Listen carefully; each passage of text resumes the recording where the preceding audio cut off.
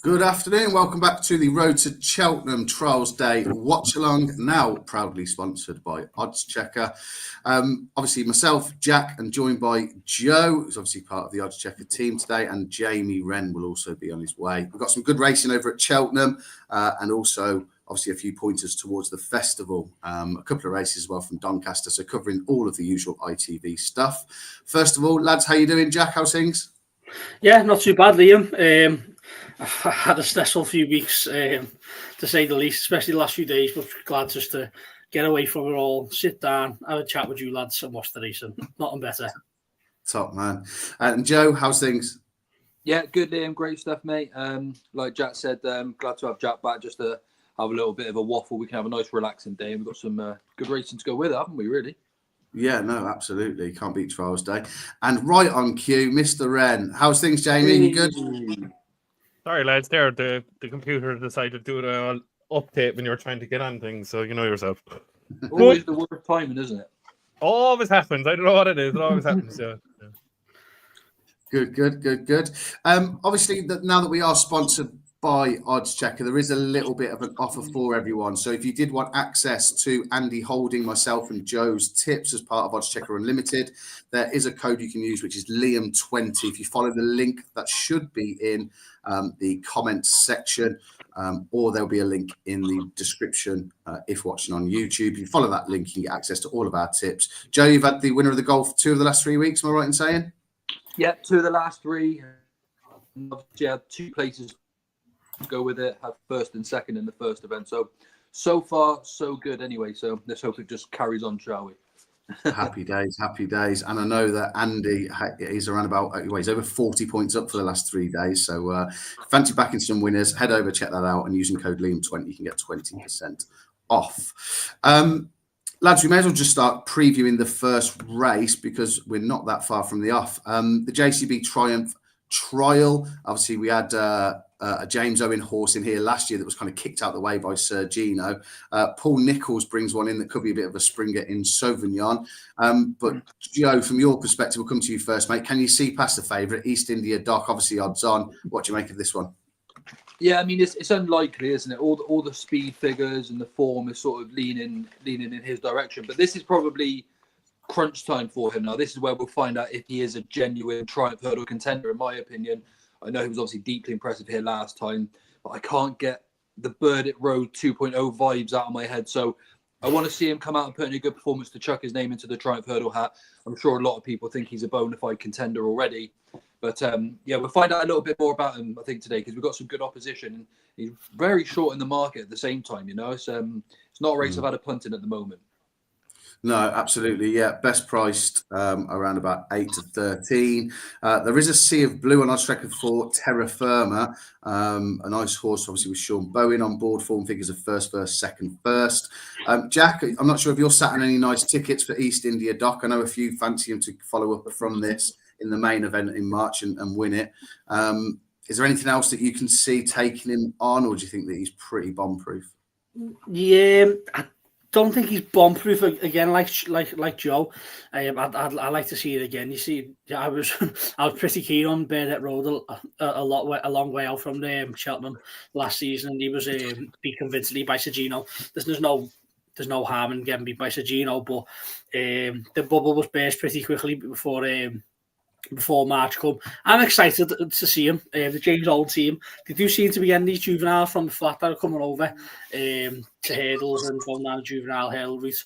It'd be interesting to see how he performs, but I'd like to see it again. I've seen Harry Cobden said he's really excited to jump on this Sauvignon. First run in England after 3 starts in France. So I'm interested to see how he goes. And Quantic Hills, 12 to 1 now, sorry. Bit overpriced. James Bone's not on board now. Nico takes the ride. You've seen that dead heat with the Bone brothers a few weeks ago over the course and distance with Terra Firma when they dead heated in December. So yeah, we'll look forward to the race. It's an all eyes will be on East India Doc, won't he, to see if he's good enough. But I'm looking forward to it. There's a lot of unknowns in here, so hopefully we can see a few nice ones come out. No, absolutely. Jamie, do you think that everyone who's got the short price roll-ups for their Saturday will get off to a decent start with this lad, or is there anything else that you were looking forward to seeing in this trial? Not really, Liam. No, it's just like a lot of people are going to do the roll-ups and they're going to be either happy or going to be crying after one race, doing another roll-up after this race. Do you know what I mean? But no, it'd be very nice now to see him win and see if he's any good. But I'd be backing him for a triumph. Oh no, the one interesting I want to watch is Sauvignon. I want to see how good he is. Do you know what I mean? But eyes to different races, maybe the Aintree Grade 1 down the line. You know, Paul Nichols is an Aintree trainer now, really, isn't he? All jokes aside, so. Yeah, that's about it really for me, Liam. It's just a watching brief for me. Yeah, no, fair enough. I thought there were some interesting comments early season about Mambo number 5 from Ben Paulin. I don't think he would have been aimed at this today, but I think he was purchased for around about 400 grand, and I think the quote was something along the lines of we don't want to waste him. So clearly, I think that Ben Paulin and connections think that he's off a handy mark, maybe one for the notepad for the Boodles. You're nodding along, Joe. Have you got any more info on this lad? Yeah, I mean, I did a stable tour with Ben Paulin at the beginning of the season. It's all up on my YouTube, and we did discuss this gelding. And to be fair, he did seem really bullish about the chances of him turning into quite a good horse. He did say at the time he was very, very raw. But like you said as well, Liam, I don't think he'd be necessarily targeted at this race. But the fact that he's waited this long to get him out would sort of suggest that they've probably done plenty of homework for him too. The form that he has from France has worked out really nicely. And, of course, he cost a pretty penny as well. So it just adds to the fact that he's a very intriguing contender. The fact that Ben likes him a lot has to bode well, really. I know he's had a few disappointments this year with possibly like Diva Luna, but he's had some plenty of good horses too with Meet Me by the Sea. Of course, he came out and won really nicely. And this could be another one. But like you said, he's chucked in the deep end, isn't he, for his first start? So it'll be interesting to see how he fares, really. Yeah, no, absolutely. And may as well talk about the juvenile division as a whole and how it's shaping up, especially given obviously it's trials day today with a view to the 4 days in March. Jack, Lulamba, do you think there's any chance on this planet that he ends up in the Supreme, or will this definitely be his target? Obviously, he's very short, 6-4 at the moment for Triumph. I don't think so, Liam. I can see the route why people think that. Was it Binocular that done that? Went that route? He was the juvenile, went straight to the Supreme. It'd be a statement if they did do that, but I don't think so. The Donnellys have already got the favourite Salvador Mundi. Me personally, I don't think he'll be good enough, but I certainly do think Lulamba will be good enough to win a Triumph. Unless, listen, if East India Doc can come and blow us all away, yeah, we may question that, but he'll have to do some winning today to get me on side with them, because I think what Lulamba done on debut, he'll only improve for that, and he was really impressive. But no, can't see them going to the Supreme route. But I'd love to see you. Exactly, that's what you want. You want him going to the best races, and if you think he's good enough, why not send a shot there? But I think the Donnellys will have other races in mind. I think they'll want to try and pick up as many as they can. Yeah, no, completely agree. Jamie, what did you make of Palladium in the week? Obviously, he made his racecourse debut, still an entire. Do you imagine that he'll be one who will be going to stud? Can you see him lining up in a Triumph? I'd love to see him get 2 more runs, Liam, and put him in a Boodles. I don't think he's good enough for a Triumph. I think he'll improve at racing, jumping wise, yeah, 100%. But no, I think you'd want to be like winning by 50 lengths less to get Lulamba into Supreme, but he didn't do that. He just screams.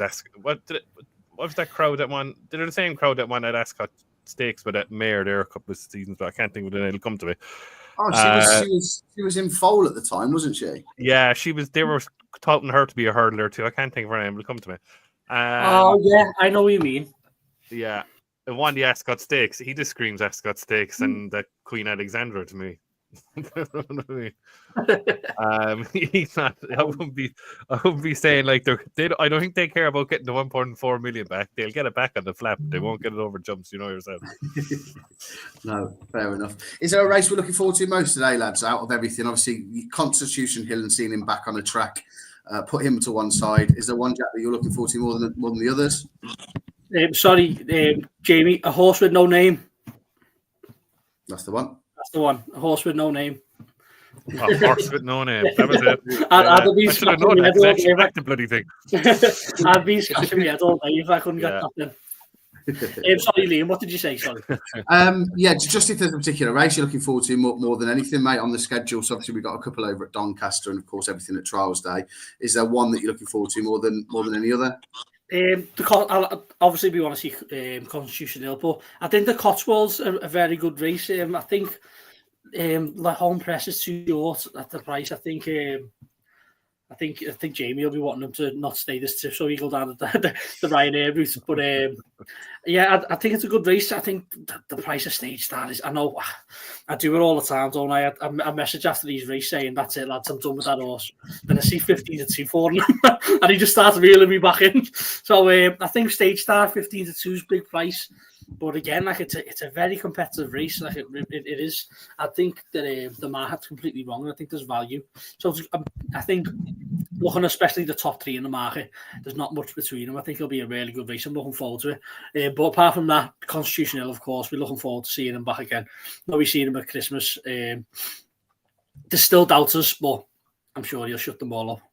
Yeah, put those doubters to bed.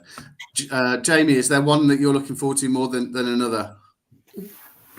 Well, I'm still a doubter, by the way. But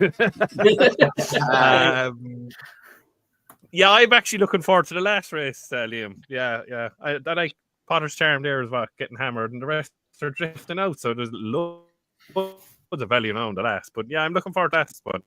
Yeah, should be a good race. No, fair enough. Okie doke. Just obviously before we start watching the first race, obviously we usually do our watch along Trixie each week. It hasn't been posted out prior to the show, unfortunately, which was a bit of a boo-boo because unfortunately one of the legs is down Resplendent Grey, stayed on really well in the handicap chase, but that means you'll get to take advantage of the fact that there's a double there for you. Andrew's gone for the Lord Maid at 9-2 in the 1550 at Doncaster in that handicap hurdle, and for myself it's Western Knight in the River Don, which I'm sure we'll get onto a little bit later. Go on then, Jamie, we may as well start. Why are you a doubter of the potentially one of the greatest hurdlers ever to grace the race course? You said potentially the greatest hurdler. Right, It's he's only still won one. pretty high praise. He's won one champion hurdle like Statement. And I wouldn't consider Statement a great, would you? Oh no, because Statement hasn't broken track records, won by distances on the bridle. Like Hurricane Fly was crap around Cheltenham. He still won 2 champion hurdles. If he wins 2 champion hurdles, fair enough. Yeah, he is one of the greats. He's not one of the greats, yes. He might have done it, posted massive figures on the track, but you still have to do it at the track, and you have to turn up at the track against proper horses this time. Like, he won a soft champion hurdle where Statement was... Look, the day against Statement, and all jokes aside, they got the tactics completely wrong. They held him up behind Constitution. It was a ridiculous race, to be honest with you. Last team out's going to get a lot closer on softer ground. Yeah. Like it's not going to be like the quick ground that it was in Kempton on Stevens Day, Boxing Day. Not a hope. I think it was just a shock to the system to last team out, to be honest with you. But I think if they put the pacemaker in, which they're going to do, King of Kingsfield, I know Constitution Hill's most impressive performance was Kilcrock going out in the Supreme fast as you want, and Constitution Hill just showed us probably the best performance in the Supreme ever. But if he'll find it hard to give £7 to brighter days if they go that fast.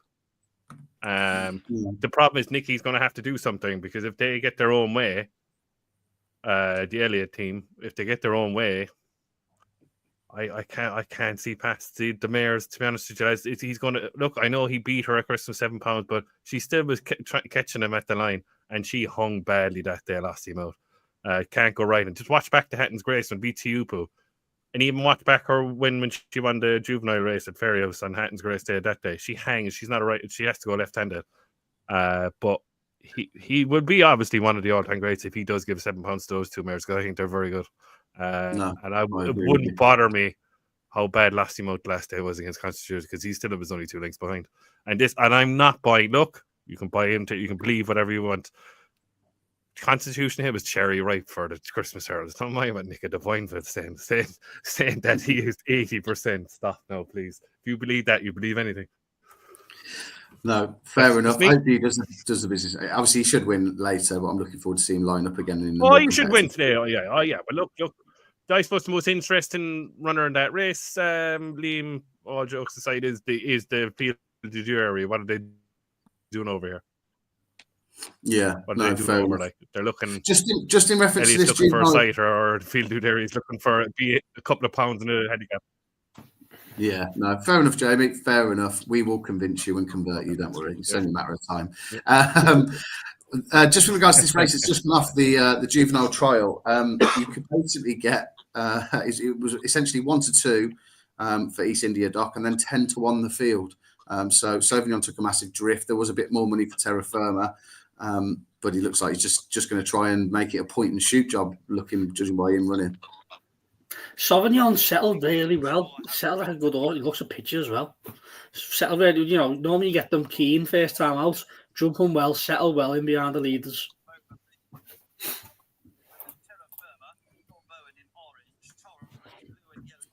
Yeah, it's jumped nicely so far as well. I'm pretty much part of the watch along from home because I haven't got the racing on because, as I said, anyone who's tuning in, I've got no internet or electric at the moment, so I don't want to waste my battery. So I'm part of the crowd, lads. You're a participant and a viewer. Yeah, exactly. What's that? Electricity hasn't come back yet. No, nothing. I've got literally nothing. That's why I'm sat in a jacket and stuff. It's free. You're living in a third world country, way. I'll be back soon. I'll be back soon. Well, East India Dock's travelling pretty powerfully up front, Joe. You've got a few in behind. As well? A couple of lengths, yeah. Sauvignon is being niggled along by Harry Cobden. Yeah, is he held up? Terra Firma's just sat off the pace with Stencil by the looks of it, to me. Interesting. No, Terra Firma is being bumped along. Yeah. That's it. Yeah, Stencil and Quantock Hills are second and third. Sauvignon's completely gonna. Mambo number 5 is there. Yeah, Mambo number 5, yes, and more being pulled up. Mambo number 5's going well in behind. Terra Firma's back on the brad now, like just nuggled along to the pace. If East India Dock's got them all off the pace already, that's just astounding stuff. Like he's still travelling within himself. The JP runner's going well. You've got Quantock Hills, who's still travelling nicely for Warren Greytrix. Yeah, East India Dock's 1.62 on the exchange. Stencil's 6.8. Quantock Hills is 12. It's a 2-horse race, isn't it? Stencil. His only danger is the JP horse, who actually seems to be travelling better of the two between him and East India Dock. Wow. He has a couple of lengths to make up, mind. All over. But he's just the pace, He's increased the tempo. I don't know. Both still travelling nicely. Oh, look, he's just all over. All over. Has he just pulled away now? Has he? He's pulled away now. Yeah. He has down to the last. Oh, clouted it, but got over, and he's extending. Well, there you go. What do you say then, lads? As a viewer, if you like, has he just enhanced his Triumph Hurdle credentials there? Or yes, he's going further and further away. He's going by about 10-15. Wow, you're joking that far? Yeah, Hands and heels. Yeah, what very about, impressive. What instant reactions then? Comparisons to Lilamba, where would Lilamba be finishing? He's been a good one. He's done it twice now over the course and distance. That's the big factor, and he's done it easily. And that horse and second Stencil, I'd take him out of that. He just couldn't go the pace with him, could he? He come to the last Joe near enough on the bridle or just getting pushed along Stencil, and just Stencil's qualified for the Bulls, I'd say, is it? That looks like a Bulls horse, and he travelled like a good horse. Actually, he travelled like a really good horse. I was just going to ask the question, James. Yeah, I think he's three hurdle runs already in France. I think first, sixth. Yeah. And then he's qualified. So yeah, it'd be interesting to see what mark he gets. He'll certainly be one on people's radars for the Boodles. But yeah, East India Dock. I think it's difficult to judge, really, Joe. Obviously, Lalamba's only been given one opportunity to prove his credentials, but. Yeah, that's a smart horse. He just went further and further away. As Jack said, hands and heels as well. There wasn't an awful lot asked for him. I think there's still more under the bonnet. But yeah, very nice horse. the fact you said he sort of clouted the last as well and still found the turn of foot, I've sort of mentioned before. I like horses that, or novices and juniors, when they do something wrong and they still just go away, you're like, what sort of engine have you got, sort of thing, you know? Yeah. No, that is exactly what you'd be asking yourself after that. That was a very, very smart performance. So, yeah, everyone's roll-ups are still intact for now. He's actually he's 6s on the exchange still for the Triumph. Well, if you're building a book around it, I think you only need 2 in there at this moment in time from what we've seen. So, yeah. If you've got a good ticker on the number, you'll forget. Oh, sorry, no, I am forgetting a few of Willie's. Yeah, no, you're right. I think the standout performances have come this side of the water again, though. Still, I'm not sure what that form will be worth. I think the form with Hello Neighbour and Lady Vega Allen would be in danger of being perhaps reversed next week. This time next week, hopefully it'll be a different. Oh yeah, here we go. Now he's coming. 4.4. The numbers 5-2 on the exchange. Is he? That's pretty decent. That's decent, right? Sorry, is that right? 3.65. What's that? Is that that's 5-2 in it? Just over 5. Yeah, what did you say? 3.5. Yeah, 3. Oh yeah, it's over 5. Just over 5-2. Yeah. That's not bad. Well, then, chaps, we'll fly over to Doncaster in that case. That's the next race that's up the half past. Nell's Son, currently favourite, best price 4s, but a general 7-2. Petit Tonnerre seems to have a bit of money come for him. And you can also find him at 4-1. Calico for the Skeltons, 9-2. General Madrano, who was a winner put up by yourself, Joe, if I recall correctly, on a previous time that you were on here with us. He's available at 5s. Storming Crossgales, 5s. Third time lucky, and Herbie as the outsiders of the field. Jack, anything you like in here? Bit of a watching brief, or is there a bet? Yeah, no, probably my best bet of the day, Liam, Petit Tonnerre. Really eye-catchingly, and it caught me eye really much at Aintree in October. Finished second behind Imperial Saint. I was on Imperial Saint that day, and if I'm to be honest, Petit Tonnerre never won. I never know what really do. Imperial Saint is now rated a 146 horse after winning twice since. Petit Tonnerre is going to come here off the same mark. If he's anything, if he's half of what he showed at Aintree that day off the same mark, I think he'll take a really tough beating here. I think he's far better than these fields. Like I said, General Madrano sort of had this day. He caught the eye at Cheltenham at Adox, during Betfair Chase Day, and then went on and backed that up by winning impressively. But again, was a bit tattered. I forget the word. A bit Tapped for toe. Tap for toe. Yeah, the next day. Yeah. So I wouldn't be trusting him really. I think he's had his big win. I just think Petit Tonnerre's bomb-proof off at 125. I really do. I think if he can't win off 125, he should have the last day he was off that mark at Aintree. I don't think he'll ever win because he's going to carry 10 stone 4. He's I really fancy him. I'd be really surprised if he's beat. Fair enough. Yeah, the John Joe and AJ outfit have obviously had a winner over at Cheltenham already this morning. Do you agree with Jack, Jamie, or is there something else in here that you like? I was going to go with Storming Crossgales because he seems to be like most of these horses had their day, Liam. But I suppose the form the race at 4-1 and the best price really value-wise is Nelson after he beat Matata above him Kelso, and Matata absolutely romping home last week at Windsor. That's the best form of the race, but he still has to give a stone and a half to Storming Crossgales. Like, you'd have to be a small bit worried, sorry, Jack, that Petit Tonnerre has never won a chase. That's what I've bought into that horse so many times. This day I haven't bought into him. He'll win, of course.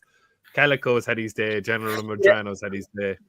Third time lucky, I suppose, bounced at Cheltenham the last day after a very good run after a long absence. I don't know who's that. I can't remember the name of the last horse. Well, I suppose it would be the stone and a half off Nelson, and maybe Nelson might have run out of puff because he is a 10-year-old. Look, we might go for a little bit of the improver. Look, I know he's the favourite now. He's been back. Storming Crossgales for me, yeah. Just tentatively. Wouldn't go mad. No, fair enough. I'm just having a look at Calico here. I did have a brief look earlier. Course form, something that I generally like when trying to look into horses. His form at Doncaster reads second, first from his last 2 runs. And he has got some decent form in the book. Previously finished a good few lengths away from Madara, but obviously he's an improving horse. I think he has the cheek pieces restored today. I think he could potentially outrun his odds. If you force me into a bet, he's probably one that I'd play in here. Joe, we're going to cover off almost all the field, or do you agree with one of us? I'm not sure. I'll leave this one out. My electric's just come back on, Liam, so I'm going to get everything plugged in and all systems go again. Happy days. You crack on, mate, and we'll see you shortly in that case. Cool. Okie doke. That's the problem when you live out in the country. I know the feeling. Obviously, I had to rush to a pub the other month. Remember that? Remember that? Yeah. Oh, hell yeah. What, your electricity went and you had to go to the pub and do the WatchAlong? Yeah, says the missus, I'm really sorry. I absolutely have to do this.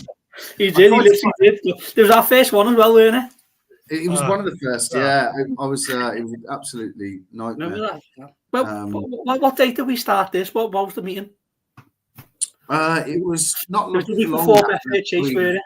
Breeders' Cup. It was before the. No, sorry, not the Breeders' Cup. The one after the Breeders' Cup, the first official one we done. I'd have to have a look on YouTube, Jack. But I could It certainly was the find. week before. What? It was the week before the Betfair Chase because I was on with you because Betfair Chase was on.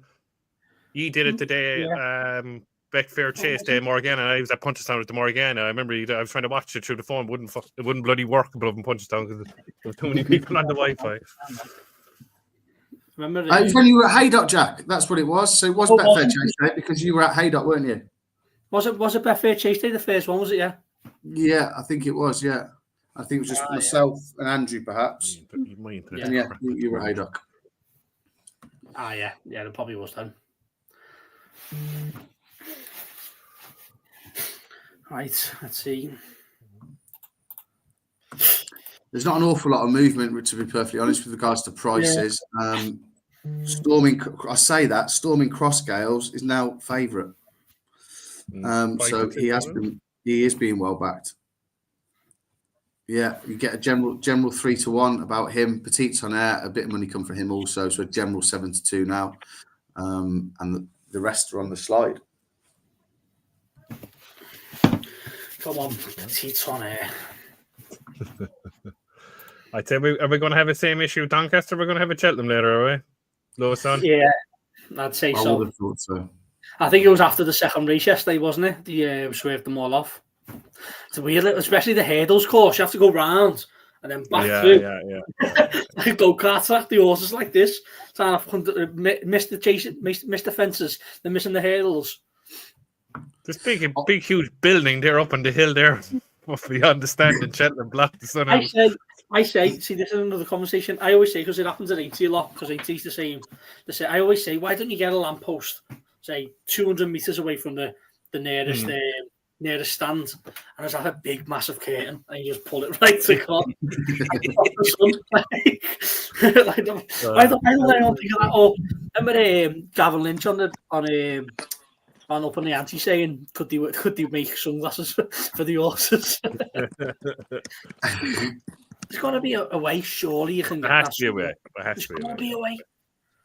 Yeah, there needs to be some sort of solution. The Fairy House, for example, have been really nimble and agile in terms of how they've moved fences. They were looking at actually moving some of the chase races to different parts of the day and just rearranging the card because it was just the chase track this morning that was suffering from the frost.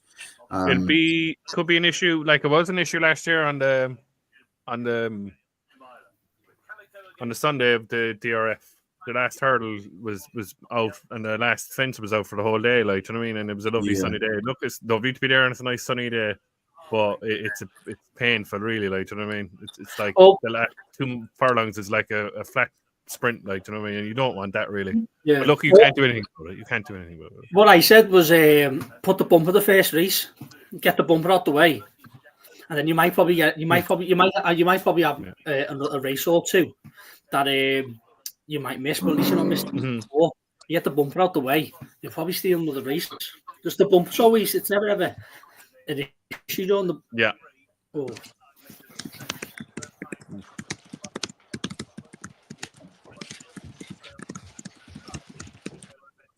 Yeah, there's got to be better solutions than what currently is done. Obviously, they don't doll off anything in France, do they?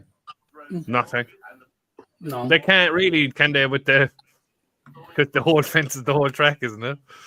Yeah, and they're all brushed. They're all sort of brushed hurdles Yeah. and brushed fences, aren't they? Yeah. Yeah. Back with power. God, it feels like I'm in the future. They've gone off at some clip, Jack. Are you pretty happy with where you sat? Off the pace. I thought Calico would have judged the pace, to be honest, but he's not. I'm happy sitting there. Like, it's a long run in. I said to you lads before, we've all been caught in the winning enclosure. There's still 3 furlongs to go.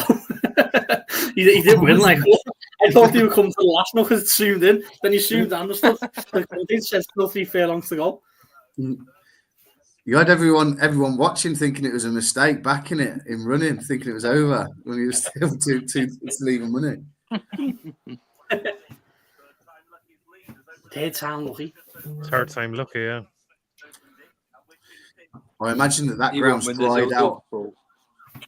Sorry, Joe. I was going to say, I imagine that ground's dried out a good amount at Doncaster with the wind, the gales that were just blowing across there yesterday. Yeah, Calico. it says officially good there at the moment. Getting closer. Yeah. Hold on, here he comes.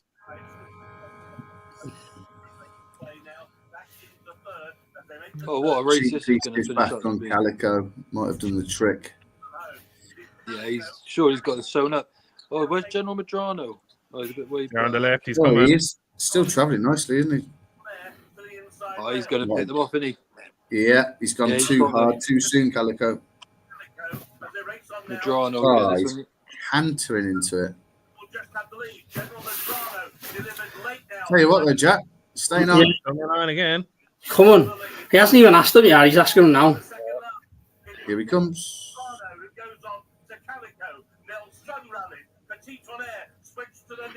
Go on.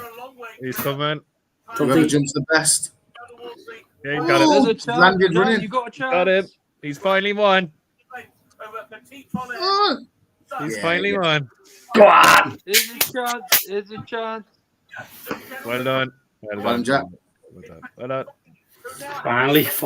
I thought, no, I wasn't going to mention that before, Jamie, when you said he hasn't won a chase starter, but I just thought of a mark of 125. He had to throw my whole.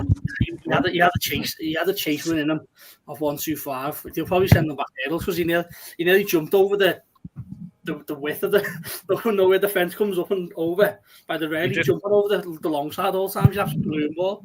I knew off 125 he'd have one in him, definitely. He just proved there now as well, Jack, that he needs better ground to be Sheen at his best. Like, yeah, and left-handed. Yeah. So he should have won it. He should have won it 80 where he should have. He should have, yeah. He should have, yeah. 100%. Won twice since. So the form was there. It was just getting the day for him, like you said. He just doesn't seem to want to win, but had he got on there? Eventually, he got there. Interesting race, wasn't it? You think Calico's won it, then you think General Medrano's won it, and then Petit on Air comes and wins it. You know? And General Medrano actually won Petit on Air by about 30 lengths last time out, but it was, the race just didn't go to suit at all. Going back, lads, to the point about the about hurdles and fences being omitted in races.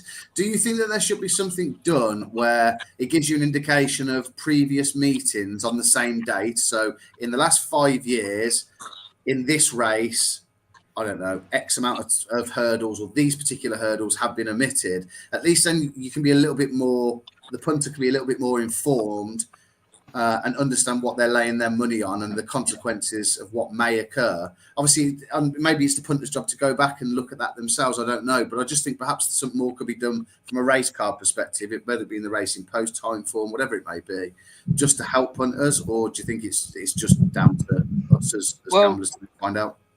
You can never have too much information. That's the way I think about it, and that doesn't mean you need to soak up every bit of information on the form card. But at least if you want to know, you have the option to go back and have a look. Effectively, it's not something I would bother going in to look at personally, but at least when you get to a meeting like Trials Day, where often we do have hurdles omitted and things like that, then at least you could go and have a look and maybe sort of make a bit of a decision there. So look, as much information as we can get is never going to be a bad thing. It obviously just depends if you want to use it then. But if it's there, at least you've got it to make your mind up whether you want to, I guess. That's where I see it, because there's not a lot they can do, really, But we'll go around in circles here now. But like I said, if you got the information, at least then you can have a look if you want to, can't you?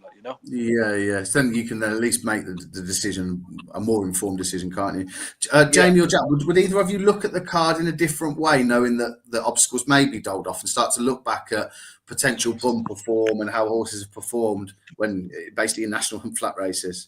Yeah, I'm not getting the trumpet out here, but I remember there was a time last year. See, it doesn't always work as easy as it is, and I think the bookies should. I know they'll never do it, but they should offer you the cash out, or at least like the value of the bet when they've happened, because it's not really you're putting on the hurdles being there. But remember last year at Aintree, Jaguar, who just won there, ran against in the waterside, and I hadn't had a bet on the race at all, and I think it was even money in the waterside, and then I think it was like 13-8, 7-4 for Jaguar, and I literally could not decide who to pick, so I was like, I'm trying to leave it alone, let it watch. Then when the hurdles were omitted, I knew in the waterside I had the better flat form, Jaguar, although his hurdles hadn't been he sort of clattered them, and even over fences at first, he sort of clattered them, but he'd had the hurdles form in France, so I thought I'll take the chance on in the waterside here, because he's got that flat, like the flat form, running bumpers and all that, he'll help him out, and it won him the race. I think if the hurdles would have been there, Jaguar would have won him. I think in the waterside, won him by a short head, and it won him the race. So there's that side of it where you could play it as it is. The hurdles aren't there. Look for the flat track horse, look for the horse that's won a bumper and all that. But overall, I just think it's unfair, like on the punters. The amount of times I say that as a winner times, but the amount of times I felt hard done by because the hurdles haven't been there, that I feel like my horse could have had a chance. The amount of horses I put on my track yesterday, Liam, at Doncaster, just watching horses come there on the bridle and then end up 5 or 6 lengths beat because they just getting done. The obstacles to jump, yeah. They're getting done for pace on the flat. So there's pros and cons, and I don't think they'll ever change it, but it isn't fair, is it? No, I agree.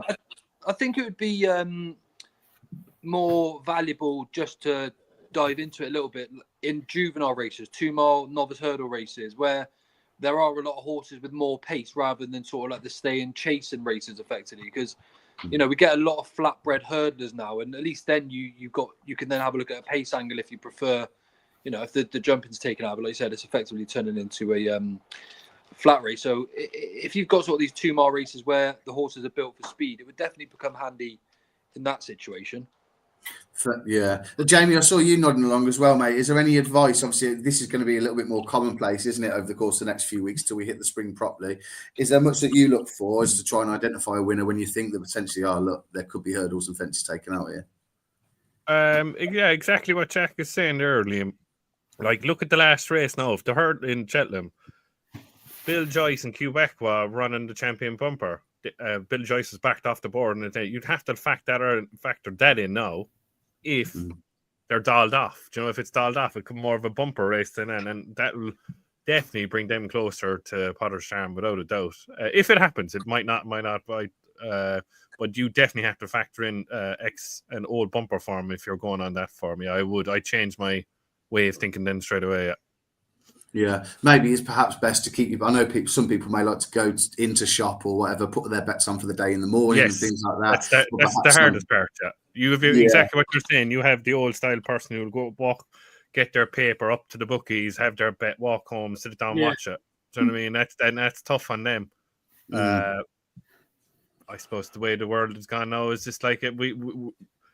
We're into it, and we have our phones. We can do this and we can do that online, but the old type punter has no chance, in my opinion. Then look, sometimes it works out, sometimes it does. You know what I mean? But no, it's tough on them. It's tough on them. Yeah, I will say that. No, fair enough. Back over to Cheltenham then, and I think this is the 7,643rd 2.5-mile chase of the season held at Cheltenham. Ginny's Destiny obviously ran a cracker over course and distance. Last year in the Turners, just picked off by the Dan Skelton trained Grey Dawning. Iroko, A lot been said. We know he's got the Grand National target in mind. Will he be off today? Who knows? Imperial Saint, Moon D'Orange, some scope, Il Rodotto, obviously a winner here a few meetings ago, and Soul Icon, who just continues to improve, and a bit of money coming for him. Jack, what do you like in here, if anything? Can you trust Iroko, obviously knowing that he's going to be going to the Grand National? Would you be putting your money on him, or is there something else? Well, if you like form, I've just mentioned Imperial Saint before. He won the All-Star. I've just won with Demi Martin Black. Petit Tonnerre. He won Petit Tonnerre. We mentioned before, once since he's seen a tiny bit of money. All the money's come from Moon D'Orange, and he's 4-1 on the exchange now. Jesus. Rocco wouldn't be touching him at all. To be fair, I said the same about Jaguar, to be honest. And the handicap chase before that he's just won. I wouldn't have touched him either. So maybe they could win, but I don't think they'll be trying. I'd probably give a chance at some scope. He really, really impressed me the last day. He really did. I love Dylan Johnson as well. I think he's a very good jockey. Those £3 are huge that he takes off. So I'll probably try some scope, but not a bet. And I've had a little bet on some scope at the price. You can get around 8-1 on the machine now, but not a proper putting wise anyway. Not a GSI job. No. Fair enough. Joe, some scope, or is there something else in here that takes your fancy? No, I mean, this is one of my selections today, Liam. I'm a big fan of Moon D'Orange here. If you look at the likes of Ginny's Destiny, I've been a little bit disappointed with him. Irocco's a little bit high in the weight. Il Rodotto's already had his day this year. Jimaron, of course, then went on and won the December Gold Cup too. The two that I actually came down on initially were Imperial Saint and Moon D'Orange. I really like this Imperial Saint, but jumping around Cheltenham, all of his best form seems to be around the flatter tracks. He's actually struggled a little bit. I just don't know if he's going to handle Cheltenham. So for me, I've actually put Moon D'Orange up at 13-2 each way. He's now 7-2. So the money's come, but that in a weird way is almost putting me off that there's so much money for him now. But he's got a low weight and he's a really strong traveller. He travelled much stronger over 3 miles as well. So the drop-in trip's going to be no issue for him. He can win from the front. He can go from the back. I think he's well handicapped to run his race. And if he's going to get his day in the sun, I think it's going to be today. Fair enough. There was a bit of chatter in a group that I'm involved with about Happy Go Lucky being hugely overpriced in here. There is 100-1 available. I'm not sure if you could see him running into a place, Jamie, but if not, how do you read this one? I don't really fancy anything really here, Liam, to be honest, because exactly what Jack is saying there, and Joe, they're making strong cases. Like Iroko wouldn't touch him. He's only one day in mind. Plenty of money for Moon D'Orange wouldn't put you off. Imperial Saint's an entry horse. He's proven that now. He's just a miles better horse around the entry. I just going to go with the original, who I thought, and I'm not going to back him, but I think because he's dropped now £3 since the Paddy Power, and the form of the Peterborough Chase has worked out spectacularly well, really, in my book. Like, he's form around the track, and the second, obviously, the Grand Dawn and last year's Turner's Chase. But I think just Ginny's Destiny will win. I think this is his day. You can't see him really winning anything else for the rest of your Liam, to be honest with you. So I think today is the day. So, yeah, we'll go with all Ginny's for all time's sake.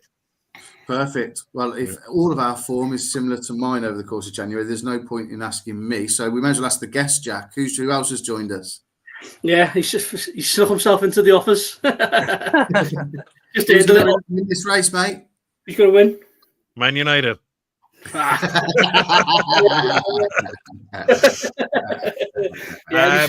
Just one thing, lads, there before we move on. Mr. Sean Dunn's going to be very, very happy because his horse just won the Solarina at Fairyhouse. Yeah, the Road of Vega. Seen that then. Road of Vega. Fair enough. Yeah. And the horse I tipped, it was absolute stone last. What did you say? Fancy Girl. Oh my God. Beautiful. Yeah. Baby Kate wasn't great either. No, Baby Kate was beaten well as well. Yeah. So Aurora Vega's off to the Mayor's Novice Hurdle. That's it. Yeah. No, I think the one that won the other day is the one to take out. I know we're going to see more here on Monday, but 6.5, really impressive. When she's probably the one to take so far. That's another race come March that's very wide open. This year, it's just everything seems wide open. Like, it seems tough, doesn't it? if Maureen knows 5-1, like I mean, like, even if it wins by 6-7 lengths, then it travels like an absolute aeroplane, and like it'll go 6-4, it'll go 7-4, 2-1. Like, do you know what I mean? Like, it'll be a stupid price. Do you know what I mean? But on reputation. So, and one thing I would say in this race, probably anything that's going to be front running may well have a good chance. Torn and Freight going from the front, especially on ground that's got good in the description at Cheltenham. So I'd probably play 2 if I was going to play in this race. I'd have a cover bet on Ginny's Destiny going from the front, hoping that she would come on for that run. I think she'd been probably laid out for this. And as much as Nichols had a bit of flack this season, he is still a very good target trainer.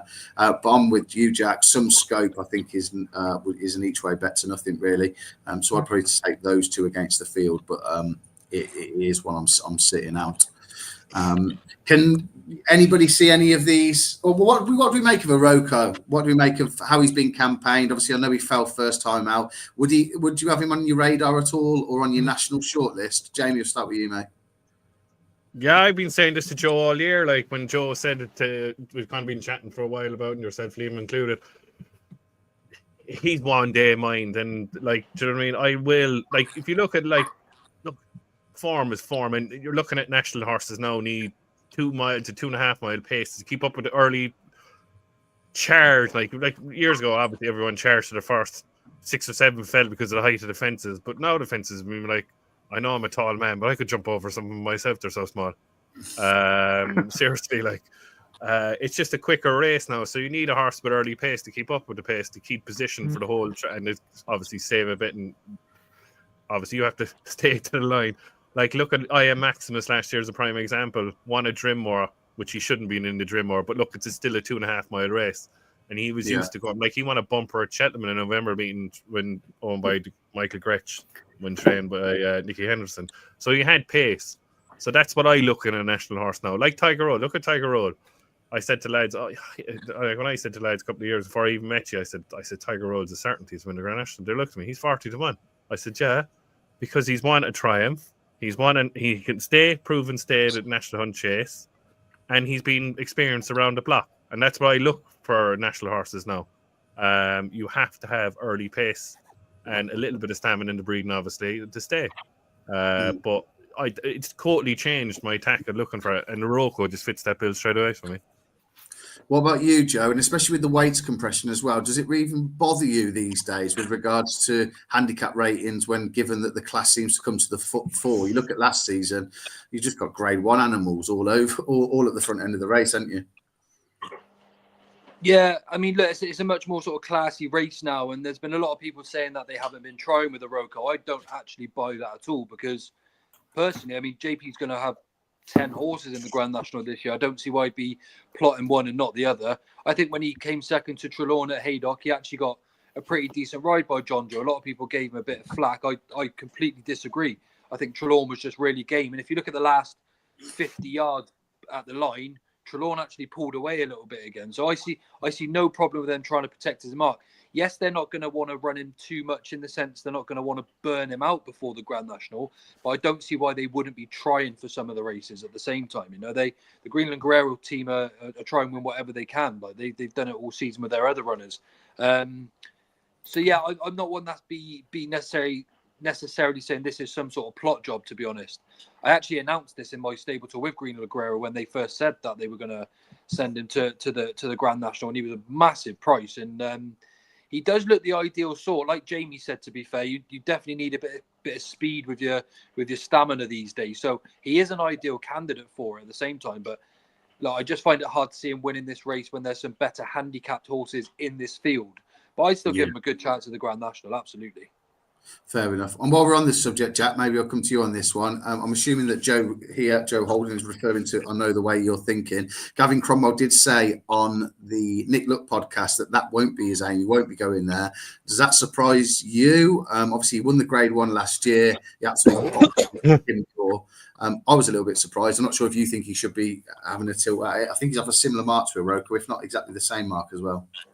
Yeah, I'm very surprised. What are they going to try and go for the Gold Cup, and then don't know the Aintree Bowl or something? I don't know. Yeah, Grand National. Maybe it's is it the Irish National that perhaps got their eye on instead? I'm not sure. Yeah, the Irish National. That's I'm not sure. I think Jack's made the great shout there. If some of those Gold Cup horses don't turn up, he won at Aintree, very impressive last year over 3 mile, wasn't it? Yeah, he's definitely is it the Beckford Bowl? The bowl. Sorry. Yeah, that's. Well, I don't know why you wouldn't just. How old is he? How old? Sorry, I haven't got him up. How old? 9, 8, 9, I think. Yeah. I don't think he's that old, is he? Yeah, I'd say he's just turned 8. Maybe time in Grade 1 company this season, Gold Cup, Betway Bowl, or the Irish Grand National, and some sort of maybe go for the national next year. It'd be 10, perfect age for it. So maybe he's only 7, Jack. He's a 7-year-old. He's only 7. Oh, that's why then, isn't it? Yeah, he's only 7. Yeah, he'd probably get bullied in an Aintree Grand National anyway. He could probably go the Irish Grand National route, and then maybe the Gold Cup. But yeah, that's I'll be very, very surprised if we don't see him in a Grand National in the future anyway. No. Right, I'm going to shoot off and sort some stuff out. So I'll keep listening while I'm in the car. But good luck. Nice one. Good luck with the rest of your bets today, Jack. Bye, Jack. Bye. See you later, Jack. Ginny's Destiny has bounced out in front, but I'm assuming, Joe, you'll be able to watch it. You don't need my monitor and commentary. I'll get it on now. I'm actually just behind, that's all. Let me just chuck it on now. Didn't even realise they'd gone off. Oh, not good to see Moon d'Orange out to 8-1 already. Yeah, Ginny's Destiny's bounced out in front as expected. Just slapped up the rail by Cobden, going the shortest route round. It would just be typical if he won it, wouldn't it? Today, like Jamie said, like the one time of the season. That's it. Nichols has got a few of a similar profile like that, hasn't he? That essentially just aims at the various 2.5 mile chases. Yeah. Il Ridotto. What followed Il Ridotto home in second in the Paddy Power? Even Stage Star. Garlaw, yeah, Stage Star. He could do the clean sweep of the 2.5 mile chases during the season, really, round here. Who are you on here, Liam? I'm not. If I was going to play, I would have covered Ginny's Destiny, and some scope would have been an each way play, or probably just played the 2 win only against the field.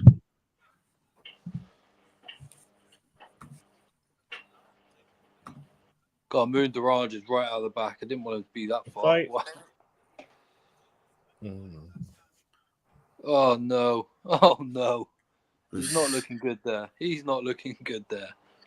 The thing is, and it's not too dissimilar to my experience of the month, Joe, you even find stuff that's well supported in the market and they just haven't run the race you expect.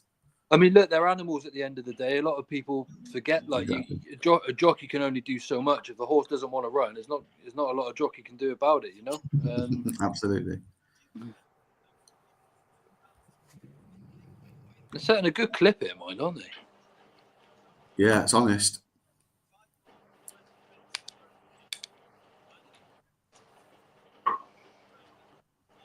Stamina will probably come to the fore. The only thing I'd say with Ginny's now, he's been hassled all the way by, is that Grand Dam, isn't it? Yeah. I really fancied him. Cheltenham. Been hassled all the way, like.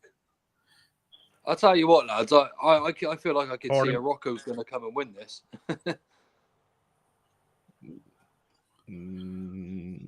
I think he doesn't look like he's trying, Joe. Well, he's coming out. He's still there. He's traveling well. Yeah. Yeah, no, you could be traveling well. You could be right. Well, yeah. Gemarond and Soul Icon aren't going too bad. Quite wide, mind.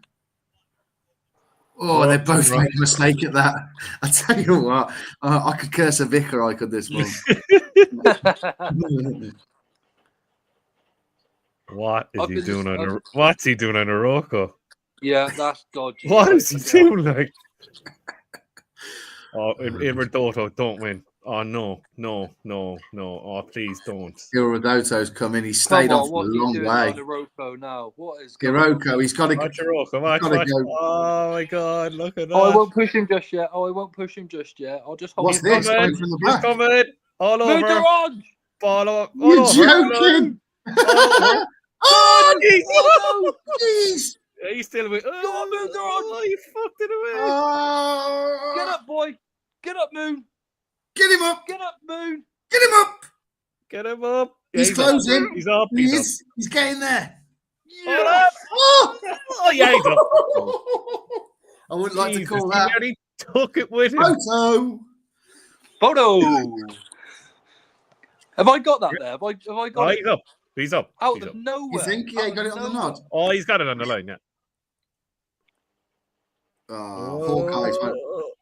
Oh, no, it's on me there. Oh, I don't know now, looking at that angle.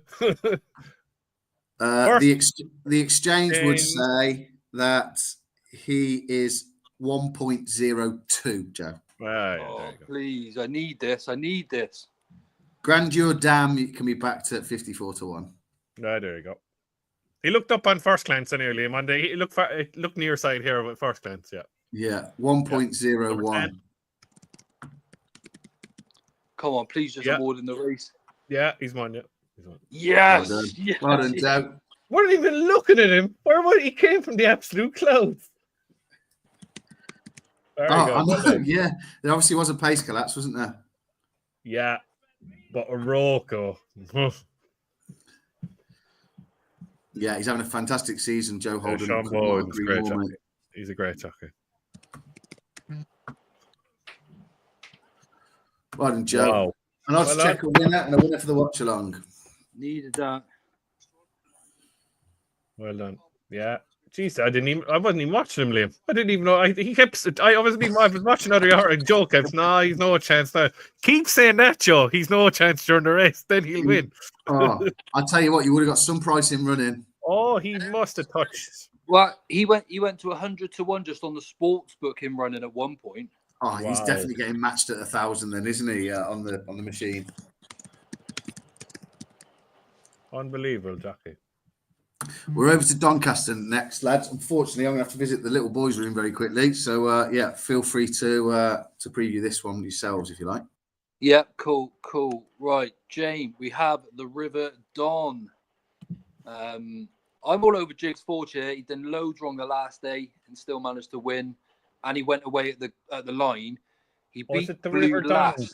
Sorry. Oh, it's the River Don. Sorry. Yeah. Go ahead. 205 at Donny. Yeah. Have a chat. Yeah. He beat Blue Lass for Neil Mulholland, and then she went and hosed up by 26 lengths next time. She didn't beat much, but it's just a little bit of substance to the form there.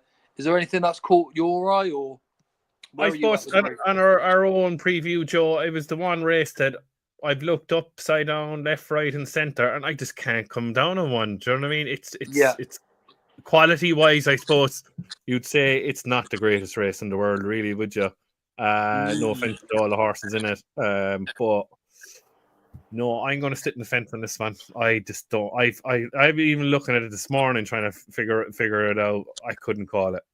Sure. Yeah, that's fine. That's fine. It's just one of those races that I suppose you're going to have to look back. Maybe I might have a quick glance there, especially because yourself, like Haydock and all these places. I think that Doncaster have been slog. Maybe will be a slog, but the ground seems to be way better than I first thought. So maybe look at some good ground for him. Is Machan 2 favourite at the moment on yours? Mine's just still loading. At the moment, I have Paddy Power prices up at the moment. Is 5-2 Masha 2, Shan 2, sorry. Moon Rocket is 3, 16-5 Western Knight, 7-2 Jigs Forge, and Yellow Car is 10-1. Yeah, perfect. Yeah. 11-4 now Mashan 2, joint favourite with Moon Rocket. Absolutely lovely, James. Moon Rocket. And I'm on watching on my own. Oh, Liam is back. How are we doing? Yes, I've got quite a fancy in this, and I think he's potentially overpriced with a view to other races further down the line. I think that this could set up for something that settles quite well, and the fact that Western Knight does exactly that. I think there could be quite a lot of pace on up front, and I think the the more of a clip they go, the more it will set it up for him, or something else that settles.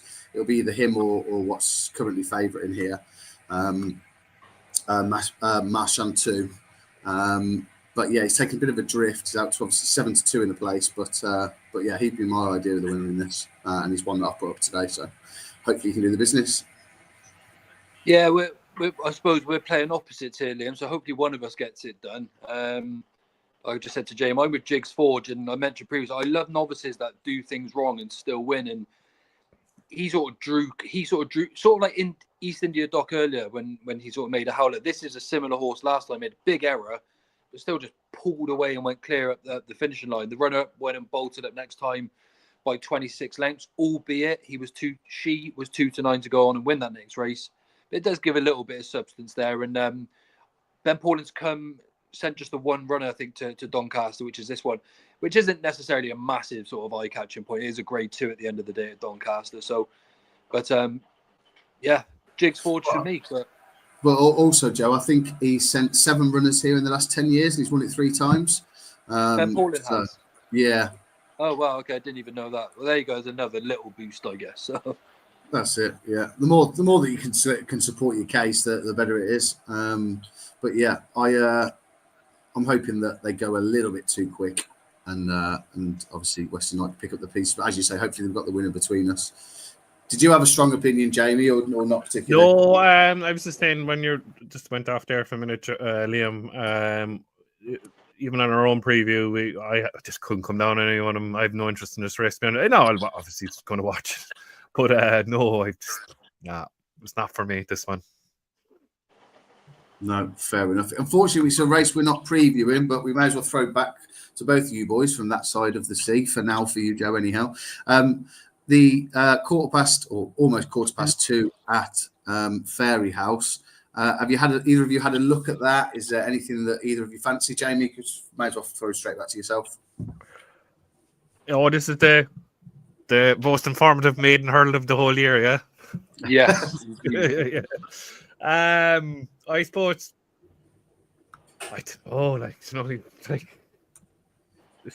Like work ahead. Like if William Money wins, work ahead is going to come down in price for the Supreme. So, like if Kawabunga wins, Hope pick the Borham, and then if Cocktail Diving comes in, Jesus, then it's Kate Doughty. Do you know what I mean? For myself personally, Liam, I want Kawabunga to win well. Yeah, just to prove that Kopek the Board is a really good horse. Look, you won't be a brave man to say that you're going to have £1,000 on whatever horse to win this race, because it's a good race. Yeah, it's a good race. Hopefully, yeah, I want Kawabunga to win. Yeah. No, fair enough. Joe, obviously, I know that you have kind of regular contact with the yard. Is there any sort of inside track or any sort of expectancies from William Money today? Yeah, a lot of expectancy, but let's just say Barry is being extremely bullish as usual. But look, he's going to, in my opinion, he's going to need to win today if he's going to have any sort of chance in the Supreme. It's not often you see a horse win a maiden hurdle and then go straight to Cheltenham and win one of these novices races. It just doesn't happen. So if he doesn't manage to get the job done, then I'd say, he's got a massive task on his hands to win a Supreme. But look, he was really keen the last day behind Work Ahead. And this was for the entirety of the race. Everyone can go back and watch that. It wasn't just for a section. The whole way around he was keen. So never really did himself justice. But he is a real relaxed and calm, cool customer usually. So it didn't do him any favours. He is going to have to settle better this time. And I wonder if the fact that it was his first start over hurdles last day that just maybe played into his mind a little bit. But he's come out. Sorry, Joe, to interrupt you, mate. I was going to say, did Barry suggest that it was freshness of the first run, or perhaps the first time that he was seeing obstacles that he could jump at a race pace? Was it one of those, or perhaps it's just a combination of the two? It could be a little bit of both. That's the thing. I can't remember who I mentioned last week. There was another horse, and I said, if a horse is ever going to be keen, that isn't usually, it'll be on their first start of the season, because it would be them blowing away the cobwebs, getting a little bit too excited, and they're never doing themselves any justice. But also the same, to be honest, is a valid point as well, in their first attempt over hurdles can just get them a little bit worked up and a little bit on edge, thinking about what their job is. So look, he's done plenty of schooling since. Everything seems to have gone well so far to plan. So it's time for him to put his best foot forward now. I wouldn't be with Kawabunga here. I don't understand why he's gone odds on. I know he's got the form behind Kopek, the boards, but I didn't really like what he did the last day. I think this is between William Money and Cocktail Devan. My heart says William Money. My head is telling me Cocktail Devan beats him. Fair enough. Even though I've got the badge on today as well. So. Yeah, he is odds on in a place, and there's even money around. He's definitely being supported, although it does. Odds on in a couple of places now. 3, in fact.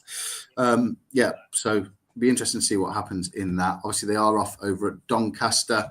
The pace seems to be relatively sedate, to be honest with you.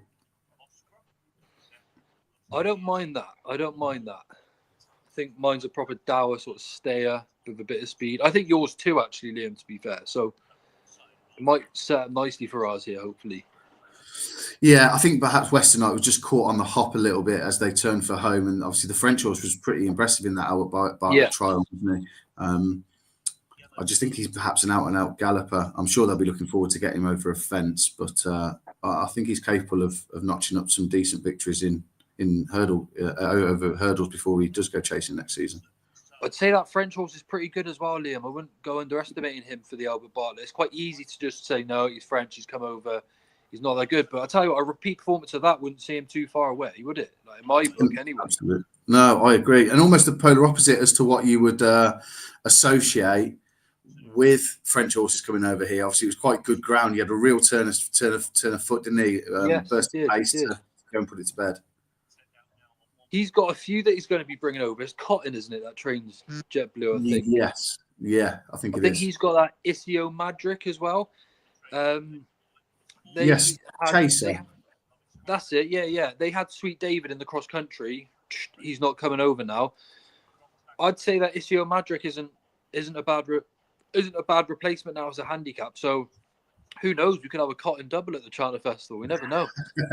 No, absolutely. He's still a relatively decent price, that JetBlue, and especially if, as you say, it was an impressive performance he put in. I think he can still get around about 16s. It's definitely double figures. Yeah, like he will probably handle all sorts of ground as well, and the softer though, probably the better. So, look, he ticks a lot of boxes. I suppose the question is he quite good enough? Well, who's to say he isn't at the moment? Like, you know, everyone was raving about sort of Skyjack Hijack and JetBlue and Western Knight in that JetBlue race. And I mean, look, they're decent horses, and he put them to bed easy enough. So who knows, mate? He could be anything.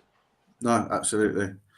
You'd obviously like your pedigrees, Joe. So Western Knight's obviously the one that I'm keen on in this. Obviously by Westerner, and he's got Milan on his dam side. Would you suggest that due to those facts that a bit more cut in the ground may see him to better effect, or is there not that much? Well, Westerner is a really, really solid stallion, to be honest. William Money, for instance, is a Westerner himself, sort of thing. And they win plenty of sort of graded races. Definitely handled the soft ground. I'm pretty sure Cole Harden, who won the Stayers, is a Westerner as well for Warren Greytrex. The bit of cut in the ground certainly won't impede them because they've got a lot of stamina as well. They had some good mares as well. I can't think of who. Love Envoy, I think she was a Westerner. She loved it a little bit soft, yeah. Yeah, nice bit of cut in the ground. So perhaps they do like it a little bit more. Plenty of stamina, but they got speed too. Really good stallion, to be honest, Westerner is. Yeah. Yeah, it certainly doesn't appear to have an overly exaggerated knee action at all, but I would like to see him in more testing conditions. I just think as a galloper, that's what he'd like. His push is coming to shove for him here, though. Where are you sat, Joe, on the front end?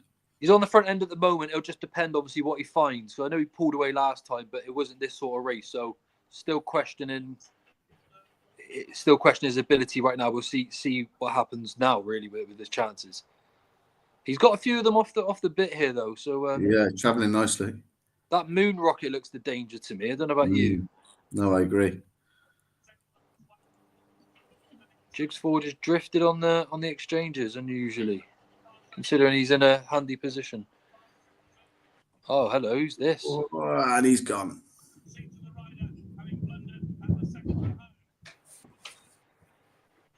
Moon rocket. Oh no! Oh, this like yellow car.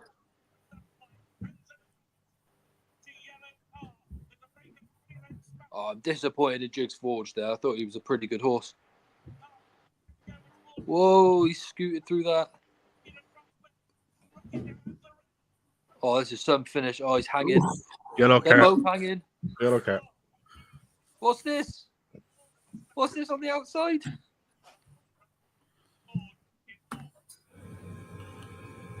Oh, that's a good finish. That is a good finish, that. I'll tell you what, they all look very inexperienced in green and all sorts, didn't they, coming up that straight? Yeah, no, absolutely. Absolutely. I'm almost disappointed with that race because Western Knight didn't run his race. Jigs Forge definitely didn't. Well, maybe Jigs Forge isn't as good as I thought he was, actually. That's perhaps the thing there. Meshantu didn't necessarily stay. Sorry, Liam, yeah. No, I was just going to say, I think we probably haven't seen it clearly enough, but I think this potentially could go to the stewards because the betting's certainly still open on the exchanges. Okay. 1.25 for yellow card to keep it. Saying that, it has just gone suspended. So it'll be interesting to see what happens. It's obviously not on the schedule, lads, but we may as well hop over to Fairy House, haven't we? Seems like it's going to be so informative for Cheltenham. Yeah, definitely. I mean, this is the race of the day for me, to be honest. Really look forward, obviously, to seeing Con Hill and all of that jazz. But yeah, I mean, look, let's go. I'm really excited for this one. So, Cowabunga for you, Jamie. Have you got an investment? Is it speaking from your pocket or from your head? No, my head. I have no bet in this now. This is just watch and see with a view to the Dublin Racing Festival next week, really, basically, isn't it, Liam? Yeah. Sorry, when I said investment, I meant long term. Anything for Cheltenham based on these runners? For the co-pack the board investment I have. You did say, yeah. Yeah, Cowabunga for me, hopefully. Yeah, definitely. There's been a lot of late money for William Money, to be honest, here as well. Cocktail Divan 3-1. He's easy to back there, isn't he? Like, yeah, he is absolutely. I don't think I've ever seen so many horses priced up 3 figures and bigger. Yeah, one race like Maiden hurdles in Ireland, by. There's 14 of them that are 101 or bigger.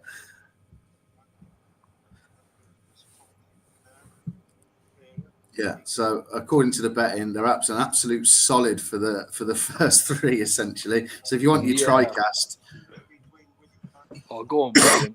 Just do reverse TriCast. Richard makes a good point. I'm not sure if it's something you guys would follow overly. It's something I would pay attention to, but it wouldn't be make or break. But Henry seems to be struggling at this moment in time, doesn't he? He's had his flu jabs not long ago. I wouldn't worry about it too much. That's why he hasn't really put many into the DRF as well. Right. I wouldn't be too concerned at the moment. I think he is all targeting the Cheltenham Festival basically. Yeah, I wouldn't concern me at this time, just on the basis that I know that he's had his flu jabs. Yeah, not him personally, but his horses have had the flu jab. Henry's struggling to get out on the gallops and train them. Cowabunga, he was given a right good mention early part of the season, wasn't he, by Tony Mullins? He was, yeah. He was his eye catcher of the season, wasn't he? Something like that, you know. Yeah. So second start up, it'll be interesting to see what improvement is to come from some of the Willie Mullins runners. I suppose that will give us an indication as to what we're likely to see from the likes of Kate Doty when he managed to get two completed runs under his belt and Kopek the boards and others. Yeah. I am surprised they're setting such a gallop here with William Money. I can only imagine that he feels keen again and they're just trying to let him go a little bit. I suppose there's a fine balance of strike, isn't there, between trying to restrain them to keep enough under the bonnet for the finish, as well as just not fighting them constantly and exerting even more energy than you would if you let him roll. That's it, isn't it? Exactly. And that might have been the mistake last time. But yeah, it's interesting. It's interesting that Finney Maguire's on him as well here without his claim. I don't know why Sean Flanagan's not on. I didn't ask the question. Sort of the question I probably won't ask Barry.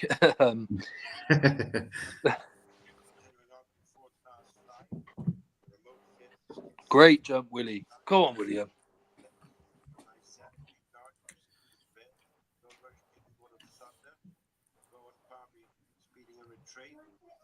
coming to the final 6 furlongs. The way that Cowabunga trying to close up.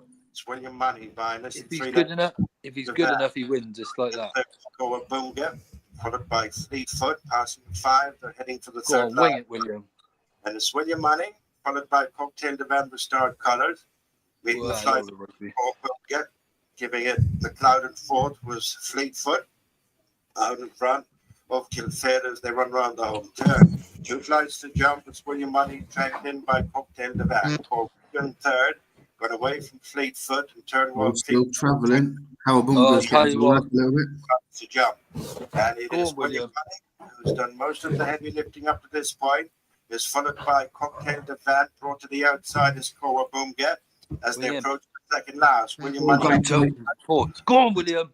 Cocktail Divan, who's losing that spot now to Cowabunga, a long way clear of Fleetfoot, deal with 1 flight to jump. It is Hard at work. Go on, See what William. they think. Will he go by? Cocktail Divan, and as they near the final Who flight, jumps it better? Cowabunga joining issue with William Money on the Go on, inside. William. Over. Go on, William. 50 yards to go. William Money on the inside of Cowabunga. Go on, William. They still find out the finish. It's nudging on close to the line. It's Cowabunga winning by a length and a half to William Money, with third going to Cocktail Divan. I think that, well, for me personally, I know they're a long clear of the rest, but as we said, there's 14 of them priced 100 to 1 or bigger. Master, the front running William. Yeah, I think it just solidifies the fact that they're not that good. And obviously, it's usually exceptional from over in Ireland. I just don't think they're all that. I'm disappointed there with William Money. I was. His jumping was shocking, but still, that was not great. Jamie, happy? Frank, the form for you? Very happy. Very happy. I'd say Coffin goes up, doesn't he, James? Or what do you think? Cowabunga is definitely in the running for a Supreme after that. That impressed me big time. Yeah. Came off the pace as well, didn't he? Came off the pace. 3 minutes 52 is the official time of the race. Unofficial time of the race. That's rattling good, quick running there. Yeah. I like, look, Cocktail Divan obviously is like, it was 2.5 miles of Christmas and back to 2 miles. I didn't understand that, to be honest with you. It looked out now 2.5 miles against Kate Doughty that day, and it wasn't that far behind Kate Doughty. I know Kate Doughty was hands and heels, like, do you know what I mean? But no, Cowabunga really impressed me there, yeah. And I'm happy Kopek the board. Look, you don't know Willie Bingo where Kate Doughty and Kopek to go, but look, I think maybe Kate Doughty will probably now be Turners, and Kopek, you just don't know. Because they're different owners, you know, as well. Like, you know, JP now definitely Cowabunga for the Supreme after that, yeah. No, fair enough. We'll skip back over to the UK then, and we've got the Grade 2 Cotswold Chase. La Homme Press odds on 4 to 5 is 8 to 13, being backed into 8 to 13 in places. Gentleman's Game, top prize 4, Stage Stars 7s. Chantry House, who won here on New Year's Day, I think it was 15 to 2. Delta Work 28, Tommy Bow 100 to 1. Jamie, what do you make of Venetia's form? Is too much being made of it? Only 30% of her runners are running to form, but she has had 2 winners in the last few days. I'm not sure, perhaps if they're turning a corner. Do you think that La Homme Press is just a good thing in this? Yeah, I wouldn't take any notice of that. Trainer form and all that. Liam is stacked the way I punt anyway, to be honest with you. Look, obviously you get worried if she didn't have a winner for 4 months or something like that. You know what I mean? It's getting beyond then, you'd have to leave them alone. But like when it comes to a month, 6 weeks, and then she's had a couple of winners during the week, and she's kind of back. No. Like, he should win this. He should. Something telling me in the back of my head that if he does get beaten, hopefully the owner might have a bit of a wake-up call and put him in the race that he has a chance in at Cheltenham, to be honest with you. But no, he should be beating these, especially in the way he won at Browns. But look, I think it's a poor field, Liam. It's a poor race, and like, it's just him for me, and that's about it, really. I can't, like, Stage Tar. No, he's it's just a trial, like a Gold Cup trial in name, isn't it? Yeah. Is it a Gold Cup trial in name? Is another story. Gentleman's Game is one of those, like, you have to wrap in cotton wool type of horse that could turn up and this could be his day. Do you know what I mean? Santry House, no. Delta Work is only around for a spin for the cross country. Put a big claimer on him for the handicap. Tommy Bow, same thing for the cross country. So yeah, look, top of the market. It's up to you who you want to pick, but I think Lampress should win. Yeah, no problem. Obviously, Odds Checker had their first episode of their new show, Joe, where they had the racing blogger on, who said that the Hump Press was a 5 out of 5 good thing. Do you agree with that, or do you think that third place that Gentleman's Game managed in the Savills, obviously behind Factor File and Galloping, is a little bit underappreciated, and perhaps he could cause him more trouble? No, I don't necessarily think it's underappreciated. I think anything past 3 miles suddenly becomes a little bit of a struggle, really, for Lampress. I don't think he sees it out as well. Now, he might just have the class to go on and get this done because of the way he runs, but he's going to have to jump well, he's going to have to travel well, he's going to have to do everything right.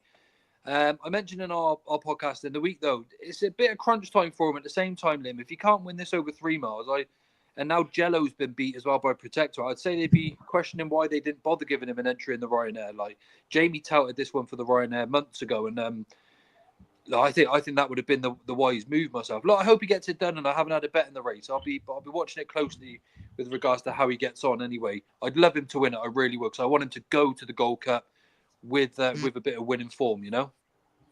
Yeah, no, I completely agree. I can't really see past the Hump Press. I probably prefer a little bit more cut in the ground. I would have thought for him, but yeah, I just don't think there's anything. If you want to take him on, you're struggling to find anything ultimately. I think that's the issue. I'm assuming this is Ian because I know that he is at Cheltenham. I believe there may have been a steward's inquiry. According to Sporting Life and the results, it's suggesting that it's settled the yellow car Moon Rocket. I don't know the outcome, to be honest, Ian. But if anything changes, I'll try and keep you updated. I'm sure you won't be watching us, though, when you got the horses right in front of your eyes. So... but yeah, Ian wouldn't miss the road to Cheltenham watch along for the world, Liam. Talking about the horses at Donny, before obviously this race kicks off, I was really taken by this performance. I think it's a proper smart one for JP. Did you see this yesterday, Joe? Yeah, he's very nice, isn't he? He'll do even better, I think, when he goes up in trip. He just seems to have that much class that he's winning from the front anyway.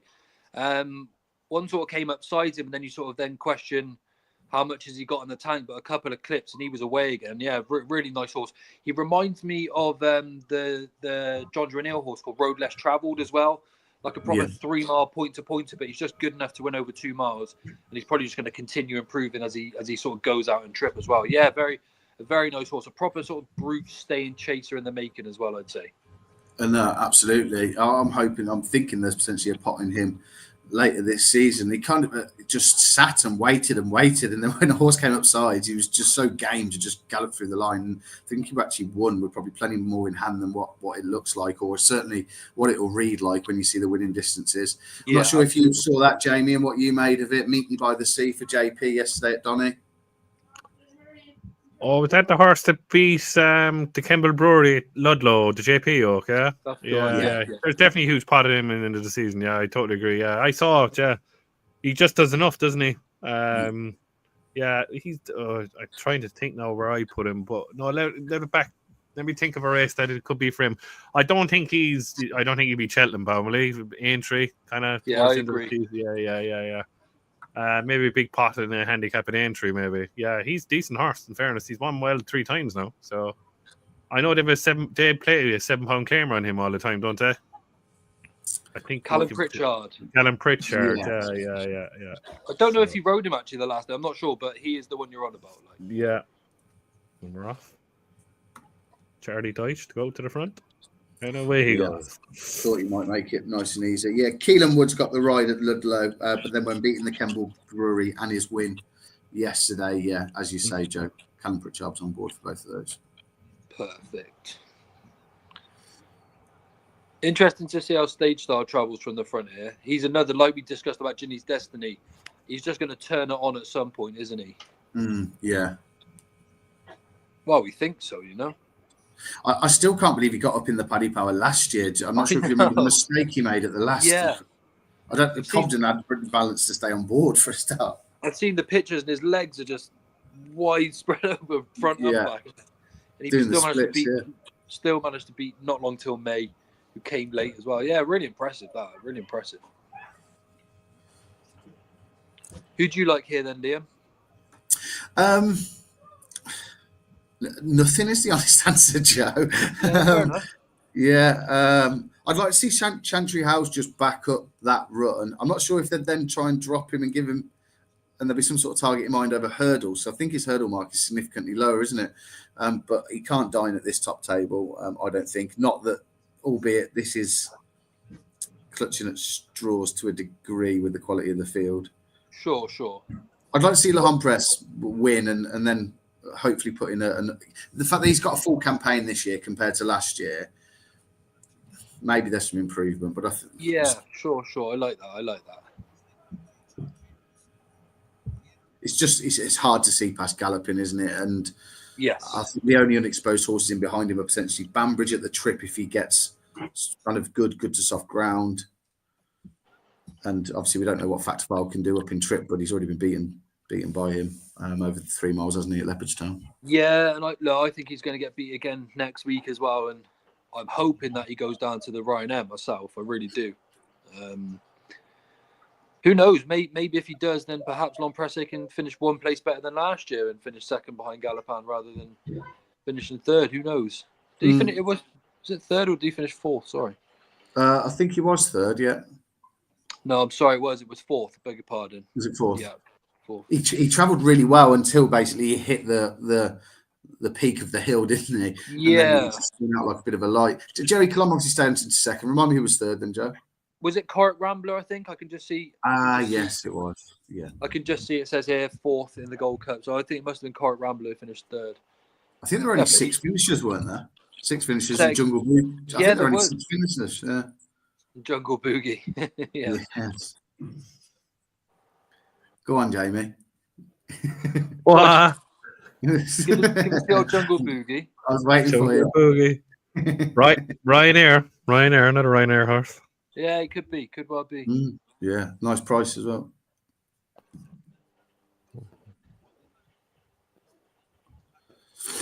Oh, they're going tonight. They're all jumping well at the front, like. Have I jinxed it now to see? No, they got over well. Tommy Bow was travelling really well in one of the cross country races earlier, wasn't he? He ran out, didn't he? I think he certainly booked for some place money as a minimum. Oh, you just got to be gutted for connections when they're going that well. Getting back to your what you said earlier about that. What was that name of that? Oh, the on Tom Port 2 JetBlue, yeah. The other horse, Isio Madrick, he was favoured all the time for that race, Tom one in the cross country. He just got unseated there at the kind of canal turn kind of fence in the cross country. He'll have hardly no weight in that cross country. So, like, he was favoured. He drifted 11-2 that day. He's definitely a horse that's been forgotten about for that cross country because he's going to get lumps of weight from Stumptown. Lumps away. He's going to get at least over a stone and a bit off Stumptown.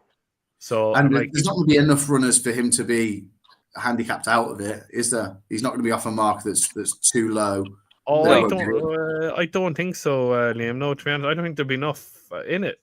Well, there'll probably be enough in it. It's just will he get in? Yeah, I know what you're saying. Yeah, I check his mark there now. That's going to interest me. He was off like a flat weight, wasn't he? I'm pretty sure it was like something.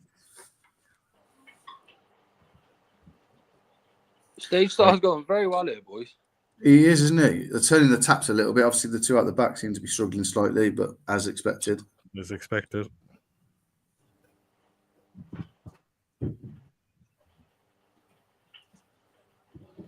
I'd say Longford is going to be in a little bit of trouble here myself. I don't know. I think so.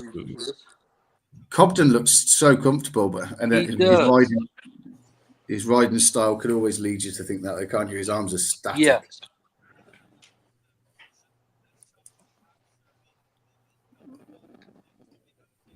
Like, his official rating, Liam Isio Madrick, is 117, but he was forced to run off 133. That's crazy. So, maybe not. Yeah. I'd be very happy if I was Cobbers in the saddle. Absolutely. And like you said there as well, Liam, look, Nico's going nice on Chantry. Yeah. I'm not sure if the plan's to run for place money and pick up some pieces. Oh, Dyson looking at the two of them, looking at customary look around the two of them.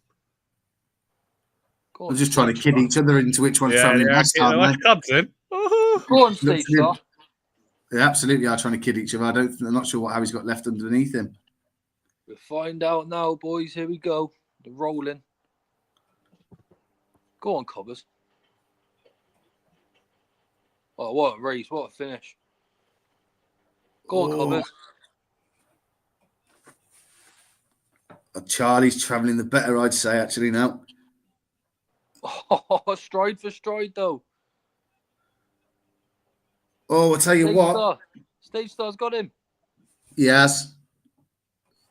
Oh, it's going to be close. Or has he? Not a hope.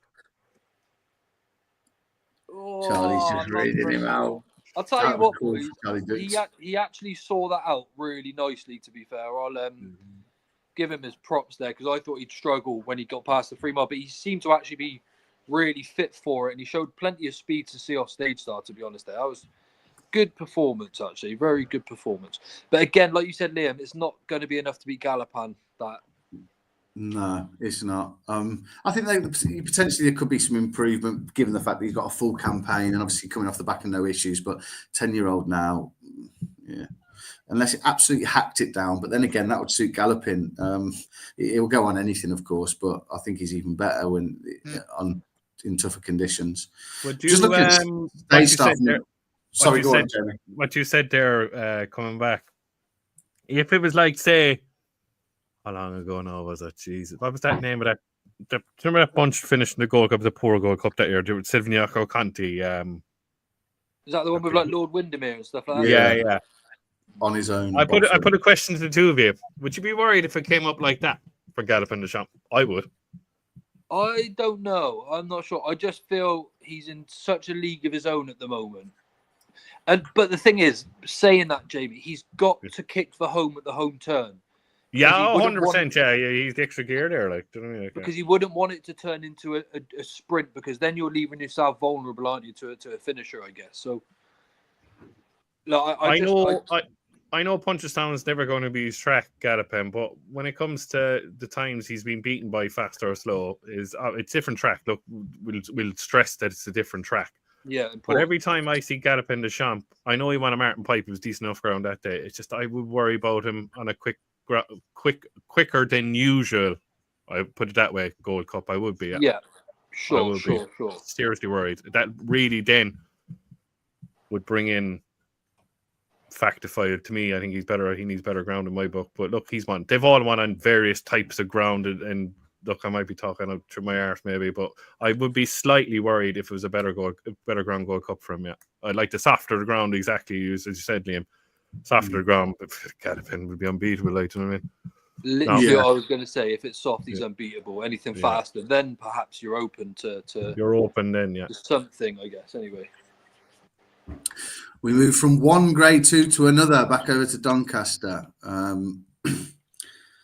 This is, I think, slightly disappointing when you compare it to last year and the potential that we thought was in this field. Obviously, Under Control turned up here, didn't she, along with Gala Marceau and Ashro Diamond.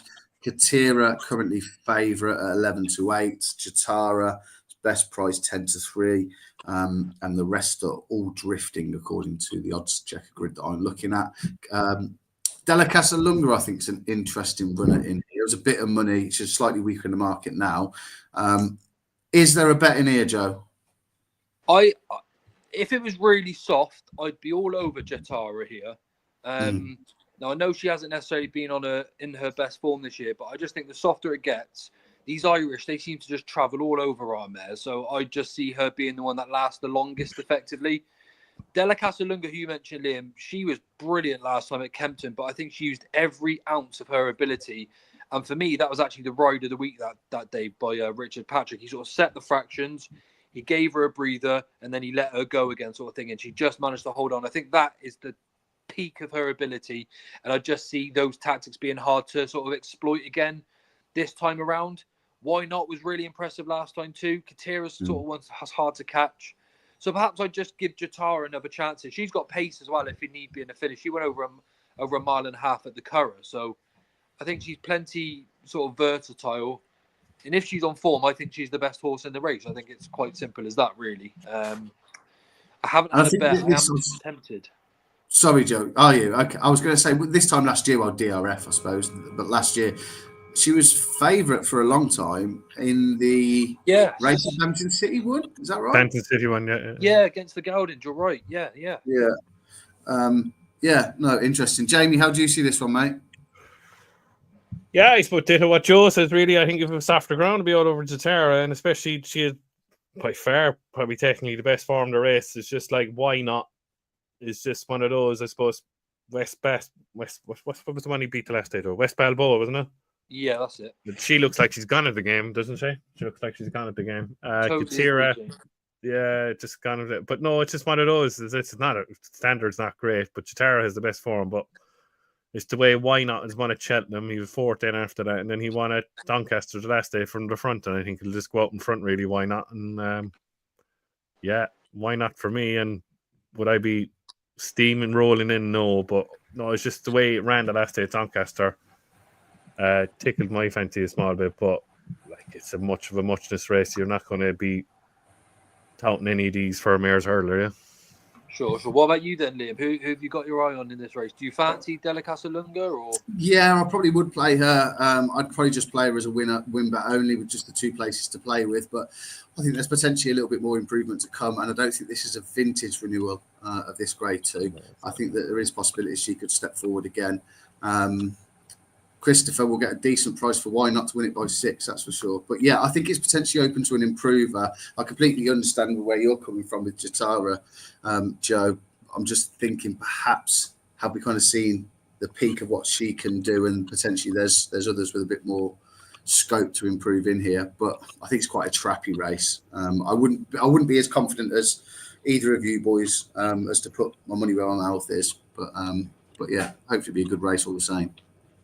Yeah, I mean, look, I haven't pulled the trigger yet. To be fair, not sure what to do. Have you had a bet here, James, or? Yeah, I backed Why Not, Joe. Yeah, I backed it. Yeah. Well, Look, Why Not? I'll cheer her on for you then. In that case, man. I just fancy her. Look, I know she's £8 to improve in front of Jatara and Katira, and I suppose Katira is running the long walk was a good enough run, I suppose. It's just, it strikes to me that exactly what Liam was saying about Jatara. Have we seen the peak of her powers? And that's just as good as she is. Is it going to be good enough here? Quite possibly. But it's just, I think Why Not will stack them up, and I think she'll just run away at the end, really. Just hopefully the race will pan out like the last day. But as I said earlier, Katira is holding up her form way better than West Balboa did. Anyway, West Balboa, as I said, looks time for the breeding shed, unfortunately, for her. Yeah, I agree. But while we've got a minute or so before the off, lads, what did you make of the limestone entries? And obviously just a 3-runner race. Let's hope that no more come out of that in the morning. Joe, obviously everyone expects Amsterdam to just go and win, I suppose, isn't it? But a great thing, just 3 runners. It's just disappointing, isn't it? I know he was probably going to win regardless, but you want to see him put to the test a little bit. And you know, if we think he's going to be a potential champion hurdle horse next year, he's going to have to hose up in this on the steel, pretty much. You know, look, I'm very excited to see him go. It's nice to see him race, but it would just be nice to have a little bit of competition or a few more runners in the race to make it somewhat interesting. Anyway, it's more likely just to be a canter on a race course for him, isn't it? I mean, look, things do go wrong at the same time, so we don't know. But I'd like him to be an exceptional one. I really do. I hope he's sort of like the second coming for next year. Yeah, no, I think he's potentially a very smart horse. Jamie, what did you make of it? I suppose, is it to be expected anyhow with obviously the big weekend next weekend? Yeah, it's a poor numbers-wise card, I suppose, in this tomorrow, Liam, to be honest with you. I think a lot of big trainers in Ireland keep their powder dry for next weekend, obviously. But the other side, I will say, not making a downer on the DRF, like last year when we were there, like, do you know what I mean? the field sizes for the grade ones weren't massive. Like, do you know what I mean? It's getting that way where your massive fields are going to be your mare's handicap hurl, your 2 mile handicap, the 2.5 mile handicap chase. There's your fields. The grade ones is 6, 7 tops. You know what I mean? Like the biggest field actually was the LA Tom Marine National grade one. The rest of them are all 6, 5, 4. Do you know what I mean? Like, it's just the way things have gone, Liam, unfortunately.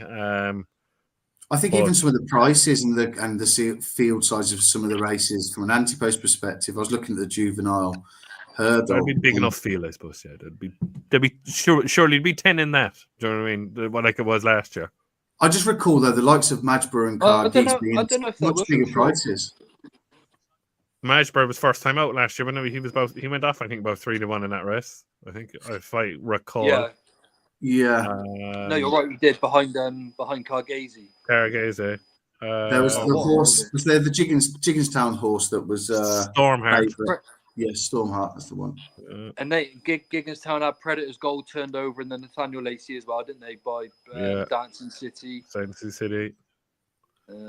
That first race. That Nathaniel Lacey, I suppose, is a good race as well because the favourite never wins it. You know that's true. Never wins it. The most touted horse every year. That most touted horse every year in that race never wins. No, I said that. Probably what's the one this year? Oh, what's the name of that bloody horse? Final Demand. Just think though, boys. This time next year, we're going to be there watching it all together. It'll be a great crack. Mm-hmm. Yeah, looking forward to it. You'll get to, as well.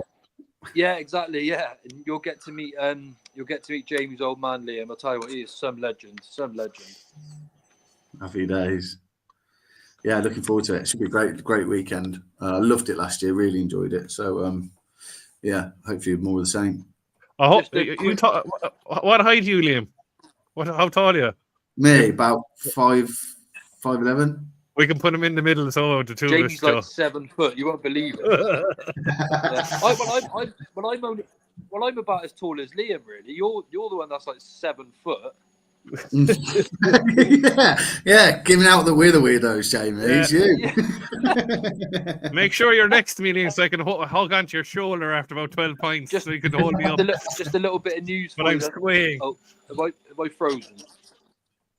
Go on, Joe. So I didn't know if I'd frozen there, lad. Sorry. Bit of news has just come in. So Nichols is saying that Stage Star might well go to the Aintree Bowl and skip Cheltenham, but the significant part. Our Boonga is going to go for the Turners, not the Supreme. So Kate Doughty for the Supreme. Does that now tell us Kate Doughty for the Supreme and Calistoan and Cowabunga are going to go up in trip? And but surely then they wouldn't have 3 darts at it. So what do they do with the New Lion? True. Very true. Didn't think of that one. Maybe is the 25 still about for the Supreme? I know, it makes you wonder now, doesn't it? Yeah, interesting actually. I didn't think of that. Is Cal Histoire good enough? Will he be safe for Punchestown perhaps? Maybe. He wasn't far. He actually stayed on after sort of he got inconvenienced, if you like, at the last day, didn't he? So he's got stamina, but the biggest question out of all of it now, where in regards to their different owners, like where does Kopek de Boer go in, like in the middle of all of them? Kopek goes Turners without a shadow of a doubt, in my opinion. Oh, he's gone. Oh. He's gone. I'd say Kopek goes to the Turners regardless now because Paul is going to want to ride Monday, and he's going to want to ride Kopek. He won't ride any of the JP horses. Yeah. I suppose. Yeah. You have to think about it that way as well, logically. Yeah. That's the one, James. I'd say I'm sure of, but it's just Kopek board reminds me of like a Vautour, obviously not his class, but a Vautour classical dream type of horse. Just let him go. Well, for me, he reminds me of your favourite. Oh, York Hill? No, Ballyburn, like. Ballyburn, yeah. Because he's another, like, he made loads of errors, and he still managed to get the job done. Or like a Faheen kicked hurls out of the way. Like. Yeah, exactly. Same with, like, I know Ballyburn jumped better, but I just think Kopek's the one with stamina to boot as well. This is definitely between you pair, by the way. And I think look at Katira. Always I keep missing these. I keep chatting away and then forgetting to. It's here wins. You'd think so, the way it's travelling. Go on, Jatara. Can she hold on? Can she hold on? Can she hold on? This is going to be close. He holds on. Go on, Jatara. Yeah, Jatara won it.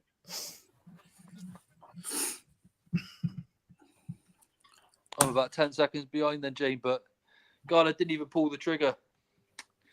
Do you have a penny power? Do you have a penny power account, Joe?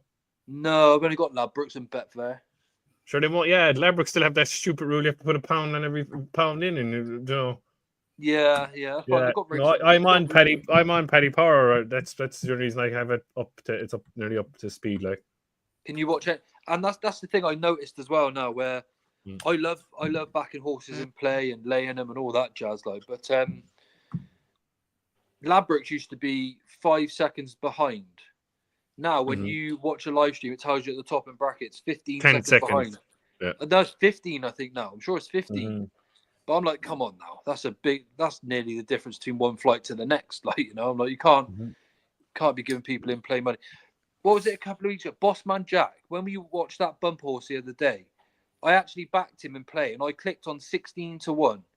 By the time I pressed place bet, I got 8-1. I was like, you're having a laugh there. Like, you know, it's just feel a bit robbed, like, you know. So I'm a big sort of layer in play punter as well. So yeah, I quite like a place lay, especially if something I feel is way too short at the top of the market. So, lads, is there a bet in the next? Constitution Hill 1-14. Does that tickle your fancy?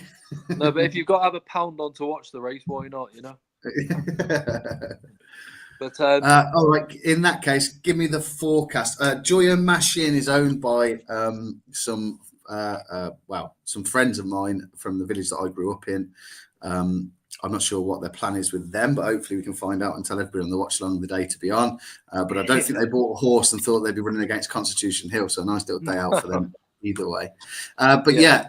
Is it as simple, Joe, for you if you were playing a forecast in this or some sort of bet? Would it just be the Constitution Hill Brentford Hope, or do you fancy something else to get closer? Do you know what, Liam? All I'm focusing on here is Constitution Hill. I wouldn't even be interested in backing a horse to, you know, without Constitution Hill or in a forecast. Fido Ree's got a fair bit of speed, so if you do want some sort of angle, I suppose he would be the worst option. But look, I just want to see Constitution Hill come out and win. I suppose the fact that they're running him here now rather than going straight to Cheltenham would be significant in the sense that he must be going that well at home. The thing is, if a horse is that fit and well at home and you don't run them, it's quite easy for them just to drop lame. I think that is possibly why they're running Potter's Charm again, obviously, today as well. So I would suggest that Constitution Hill must be thriving at home for them to want to run him on a racecourse because they wouldn't risk it for any other reason. So look, I'm just expecting it to be a demolition job. Anything else, I'd be disappointed. And I'm like Jamie, I'm one of the skeptics of Con Hill myself. People are saying he was sublime last time at Kempton. Okay, he jumped well, he travelled well, he did a lot of things right. But Lossie was closing and she did absolutely everything wrong. You know, I'd certainly be saying he's no given at the Cheltenham Festival, but now the fact that they're running him here must suggest that he's really fit and well in himself. So look, I want the best to race against the best. I want the best to turn up. I just wanted to run away with this, really. Yeah, no, exactly the same. I'm looking forward to seeing it. Jamie, probably a daft question, but I'm going to ask it anyway. Is there any betting angle in this? No. As I said to you earlier, Liam, it's just what are they doing here with Field Dewberry for have a look and see what's the story, I suppose, with Constitutional with regards of brighter days ahead, just in having a look and see how, I suppose, is there any chinks in the armour come March, really? Would length bets interest either of you, or just something you're not interested in? Not at all, because he's not trying to win by 20 lengths. He's not trying to win by 30. Okay, he might be good enough that he may not be able to help it. But if he's just sat on the bridle 5 lengths clear or 2-3 lengths clear on the home turn, Nico will only give him a nudge just to ease him out. He's not gonna unload on Con Hill in risk doing any potential damage or any overwork when it's not needed. You know, the idea is that they run here, win, get him back and fresh for Cheltenham in March, and then really get stuck into him and see what's under the bonnet. Basically, that's how I see it anyway. But these sort of without the favourite markets, these sort of length markets don't interest me at all because tactics come into it massively, and you don't really know what's going to happen with the favourite. So it doesn't interest me, Liam, on that basis, really. Like Nico didn't even push him to any sort of limit in the champion hurdle, and his ultimate aim of the season when he beat State Man. I'm not sure if you recall everyone being on 10 lengths or more, and he won by 9. I do. Yeah, I do. I remember. Yeah. Sure. So I'm in agreement. He's not going to do it here in the international. No, sure. I mean, look, for example, if you fancy Brentford Hope here, and then the race starts, and then Brentford Hope goes and tries and takes 10 lengths out of him at the start, suddenly he's vulnerable for that second position, and that brings Phil Dudery. So I'm not interested in these length markets or these without markets because you don't know what the plan is going to be for the others at this time, really, you know? No, fair enough. Lads, while we're waiting for the race, obviously there's going to be a bit of build-up over on ITV for this. We'll have a little bit of a chat about the Prestbury Cup. So first question is, do you care, Joe? No, to be honest. No, it's a gimmick. It doesn't matter where I look. There's always been jokes all of it, like the Irish are miles clear to the British and all that razzmatazz. I couldn't care less if you're trained in Tibet or Timbuktu. I don't care where you're trained. Like, do you know what I mean? I couldn't care less. I'm backing the horse that I think wins the race.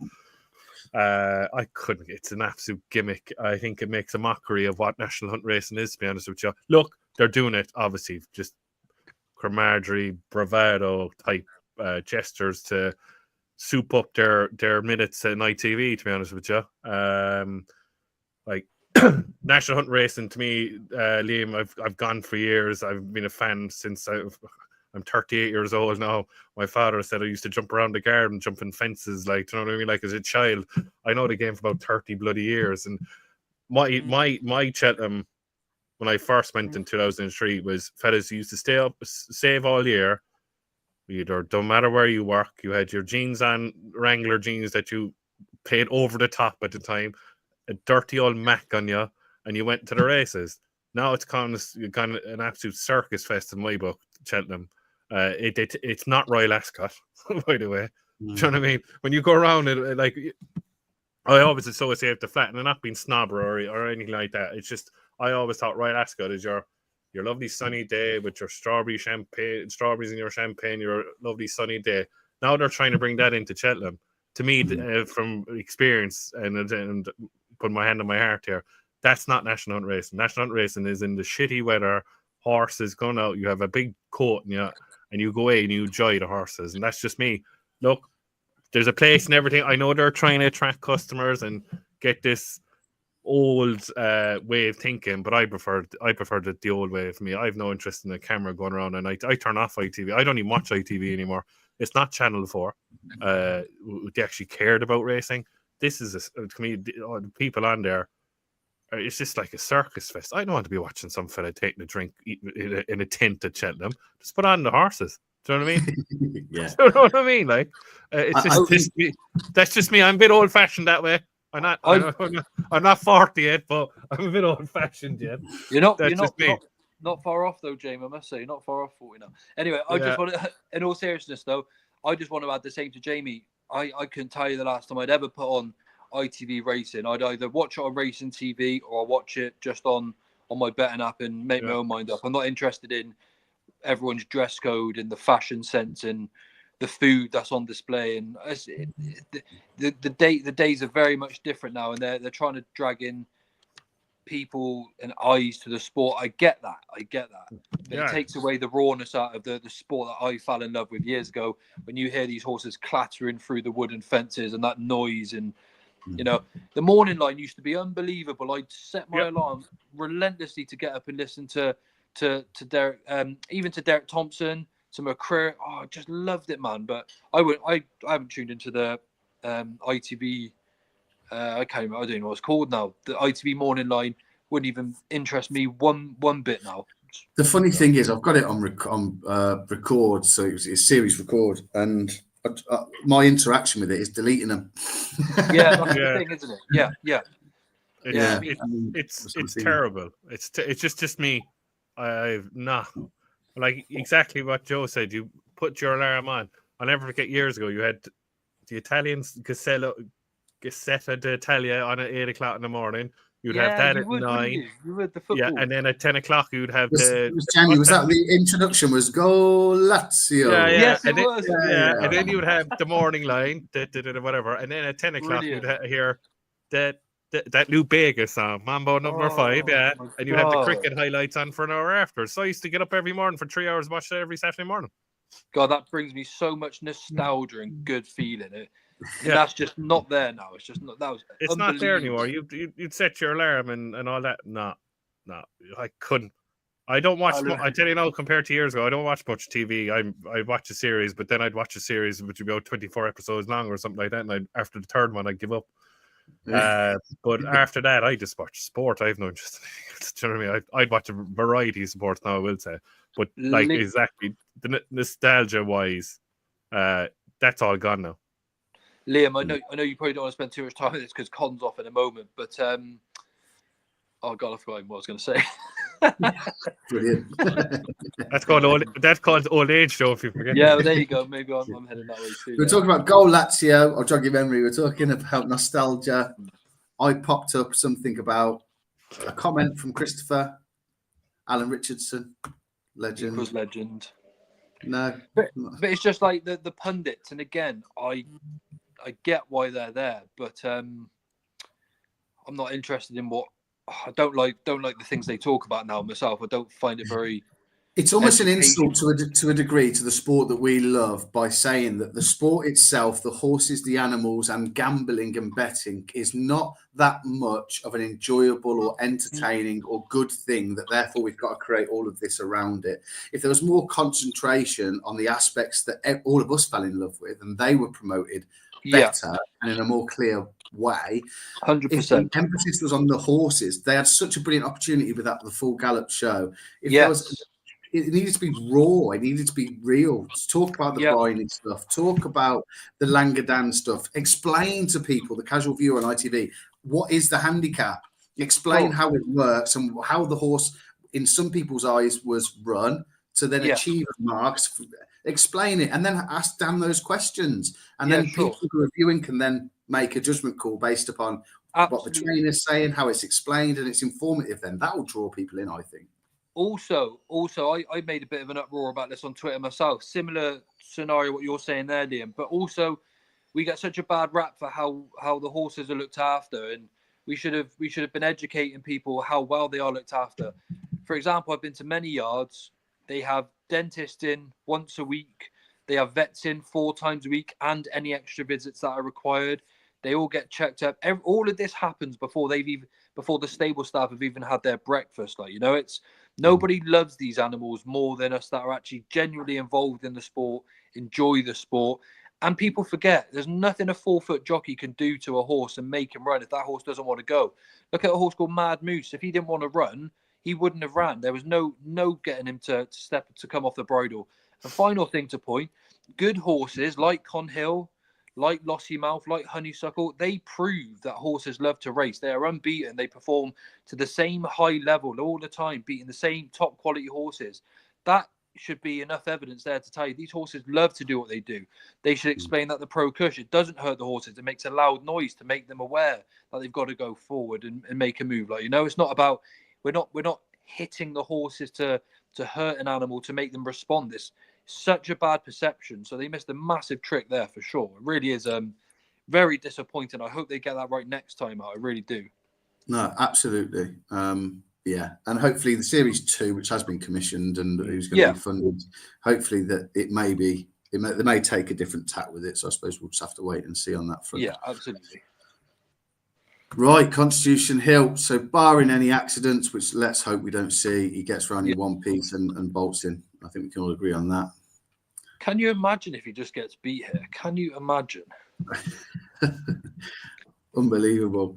I'll be licking my lips. I'll tell you what, people are still willing to back this horse. There's over 30 grand in the lay column at 0.09.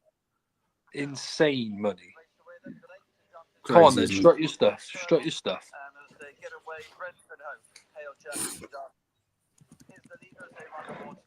I've got my sound on. Is that coming through too loud or anything? Or You're fine as you are, Right. Joe. Don't worry. Perfect.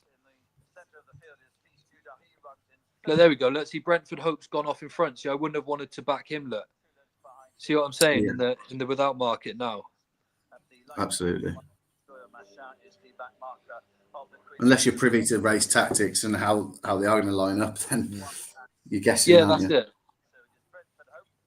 Certainly in a race like this, when you got a 1 to 12 favourite, like it's like Joy Machan could have went out in front if he wanted to. And yeah.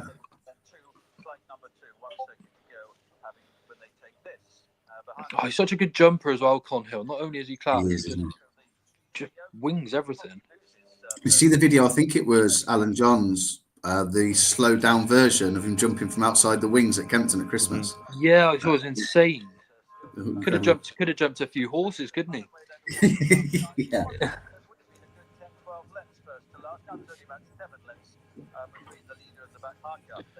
Where's Halligan today then? Is he playing dad duties, is he?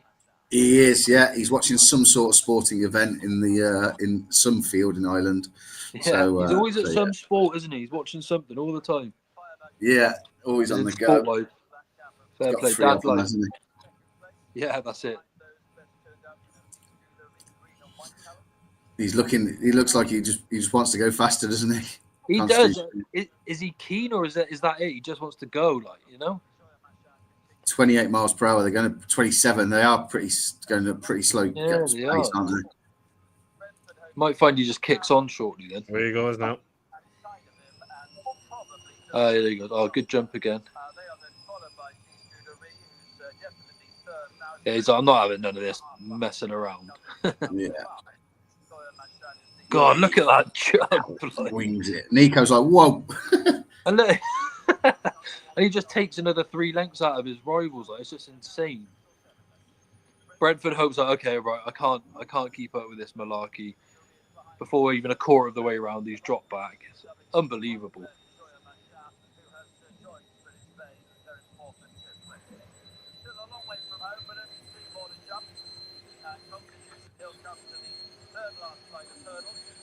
His jumping's just unbelievable, like, isn't it? He's so clever, isn't he? It's like Nico doesn't ask him the question. Con does it himself, like. Yeah, he's just a passenger, isn't he? To be honest. Yeah, literally. Yeah, this is what you call a steering job, isn't it? This is the definition.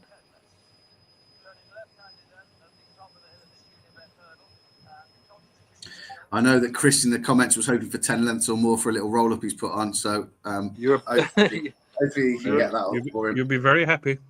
You're about that now, Chris, I'd say. Yeah.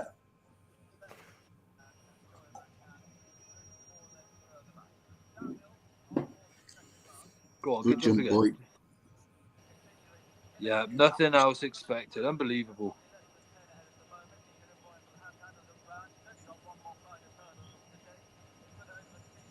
He's that good, it almost makes you nervous watching him, like, you know? Yeah, I am nervous watching it. Yeah.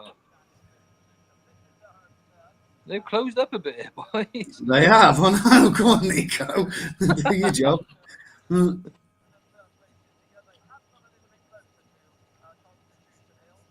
Oh, looks around.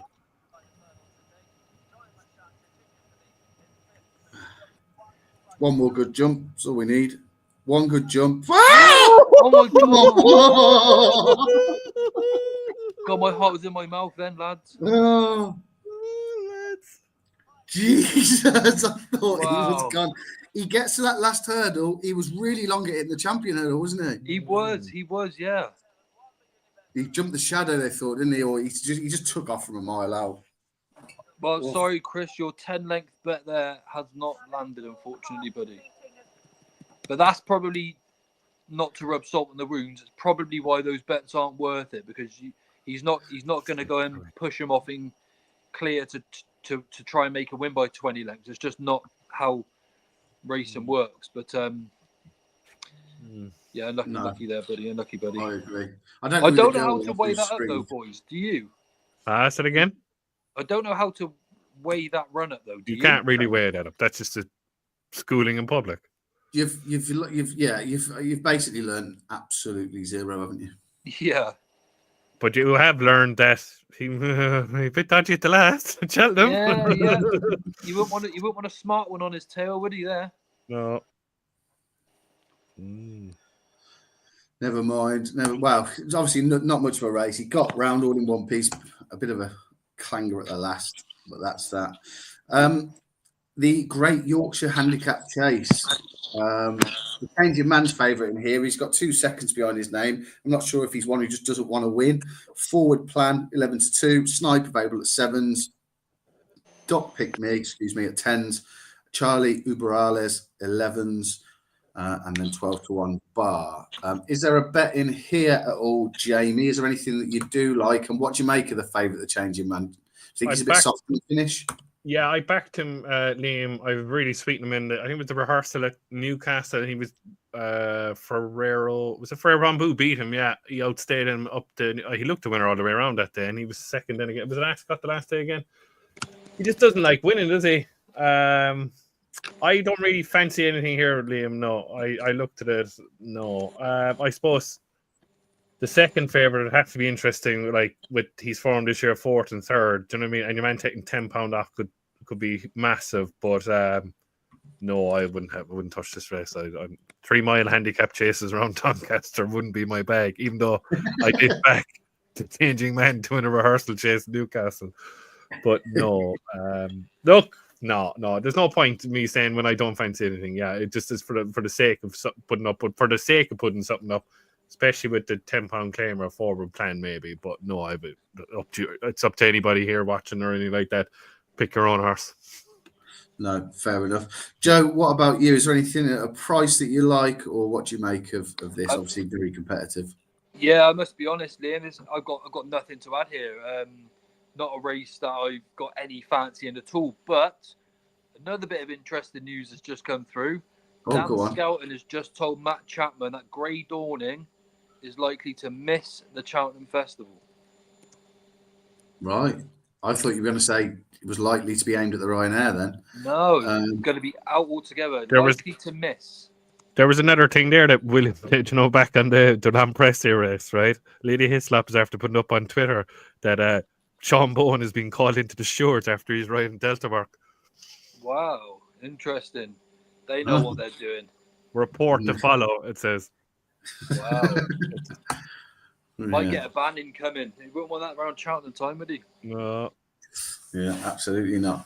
That's interesting. Do you think that race at Haydock perhaps left a mark that wasn't visible to the eye or vets, like at first glance, and then that's what's come to light now? Yeah, I do. I think this is what happened to Limerick Lace. They ran her in the Grand National, won the Mayor's Chase, ran her in the Grand National, ran her in the Betfair Chase. 2 of the most grueling races, and I think that's why we'll never see the best of her again going forward as well. So, yeah, look, when horses, especially first time out, Liam, when you start your season and you absolutely gruel them to the 9s for a race like the Betfair Chase, it's so hard to get them back in time. This is maybe what the casual punter will miss perhaps sometimes. Just these are animals, like I said. If you're going to batter them from the beginning of the season, then good luck keeping them fresh for Cheltenham. This is where Willie is so good, to be honest with you, with Galopan, On that note as well, Liam, John Joe Jr. was pulled about the Oroka right as well. Was he? Yep. Good. I like it though, guys. I do like this. You need to be riding out your horses to the best possible finish. I think I don't like as well now the way the system goes. You look at the per temps, you look at the National Hunt Chase, you look at the Coral Cup, the County. Everyone is trying to plot their horses. What we obviously saw with now is the hour getting that £10 rise for finishing 4th the last day. He's basically said, "No, I see what you're up to here. Here's £10 for you," sort of thing. It's it can only be a good thing to get in the genuine races out of horses. I think. Sorry, Liam, I've gone off topic with the race again. No, you're absolutely fine. Exactly. Yeah, no. What you said there, Joe, it's kind of going on to what we seen during the weekend about the explanations about the handicaps. The BHA have got this totally. It's a complete, to me, is a complete and utter farce of what they're doing. I understand the lad that put up the explanation of it, but see, there's still a bit of there's still a bit of nitty gritty. Are you supposed to be running in 5 races if you're not a novice before a handicap this year? That's surely wrong, isn't it? I might be wrong. I'm trying. It's just horses that I'm thinking of that are not allowed now in certain races. It's just diluting handicaps now or whatever. Like you can't have the old fashioned lurker anymore. You have to show your hand straight away now, which is ridiculous. Look, fair enough, as exactly what you're saying. They should be showing their hands and see if they can improve a horse. But sometimes the beauty of a handicap is to find a lurker. Do you know what I mean? It keeps it interesting in my book. I see both sides, but I see both sides of it there, James. Like, like of course we've seen like the likes of State Man go and win off X mark. We see loads of novices. I suppose they're trying to say, look, you run your novices, and then we'll give you a mark for a handicap. Whereas these genuine like normal handicappers, they're like, okay, well you've always been a handicapper. We've got a grasp on you. But then you see the non-triers and they take them into the steward's room. It's like steward's room. Where's the balance? Like it's so hard to get the balance. Like when you've got Galloping Deschamps who goes on to be a dual Gold Cup winner, absolutely hacking up in a Martin pipe, and Stateman goes on to win a champion hurdle. You're like, come on, guys, it's playing the game, and then they're taking the piss. Like, to be honest, of course. Gallopin went off 100-1 that day, did you? Yeah, I mean, it's like the Langer Dan situation, isn't it? It's basically this in a nutshell. This year, the handicap has gone, I see you at the telly. We know you were going to be at the back of the telly. I'm not dropping you for that. Next time, you're at the back of the telly again. But I see you. We know the plan is, Is what's the rule? Like, is the fair enough, the novices still need the 5 and 4, but the non-novice don't need the 5 runs in a season, do they? Am I getting that right? That's right. They can have 4. Yeah, for most of them, but if you're a novice, you've generally got to have one more run now to get into yeah. No, I have a right. I was of the understanding though that actually the wording has been changed on the BHA website, and now it's essentially 5 runs across the board for the hurdles. So, for example, if you've got a horse that's either essentially that lost its novice status in France, like Kitzbühel, or if you've got a horse that was out injured for a long period of time, but had 3 runs over hurdles, you've just managed to get him back. He's going to get 1 run and then straight to Cheltenham. That can't run either. So Cheltenham set a different rule. So now everything needs 5 runs, whereas previously, if you'd already been allocated a handicap mark, you could have run off that mark. Now it's basically blanket. So the rule for the novices is a rule for everything, which madness. Well, but in for instance, the Martin Pipe, though, novices have to have 5, don't they? But the rest can have 4. I don't think that's the case, Joe. I think it's 5 across the board, Joe. I think they've changed the wording in the last week almost. Jake Price flagged this on Twitter in the week. That is obscene. And so that means, again, the key stakeholders of the sport, the punters, the owners, the trainers, are potentially out of pocket and have been shafted by this. Look, there won't be absolutely a huge number of horses that are going to match the criteria of not having the 5 runs or the 4 for the chases, but there will be some. So Kitzbühel, no, exactly what you're saying, is the one that is the first horse that comes into my head as well, like you, Liam. He's had 4 runs, so he just needs 1 more. He needs 1 more prior to Cheltenham, yeah. But that's fine. Yeah. I know it's the 5 for the hurdles. I know, but exactly what you're saying, which he was getting away with it, wasn't he? Because he lost his novice. They were saying the novices needed 5 for, say, a county. So if they wanted to run Amsterdam in the county, Amsterdam would need another 2 or 3 runs. I'm not sure how many he had in France. Yeah. Even though he's not a novice because he lost his novice status in France. Yes, gotcha. Yeah. It's a little bit clearer now. Yeah. No, that's a bit wrong, but I think they knew Kitzbühel needed another run anyway. But I'd say they don't want another run to blow his handicap mark, I suppose. Yeah, that's the other side of it. Yeah, that's the thing, isn't it? Yeah. I'm going to have a look on their website. I want to see what they've worded this as, because all season for the pipe, it's been 4 and 5. So it's crazy that they've... Yeah, if you have a check of that, Joe, they're just about to go off at Doncaster. I'm going to have to feed the dog before she starves.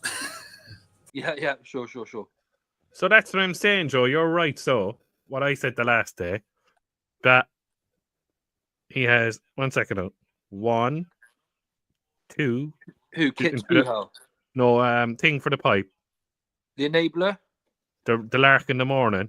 Oh, right. Okay. he's fine, isn't he? Because he's had 1, 2, 3, 4, 5, 6 runs over hurdles, so he's fine. Yeah, he's straight in then. He's got no worries at all. He's far clear, regardless of whether he's yeah.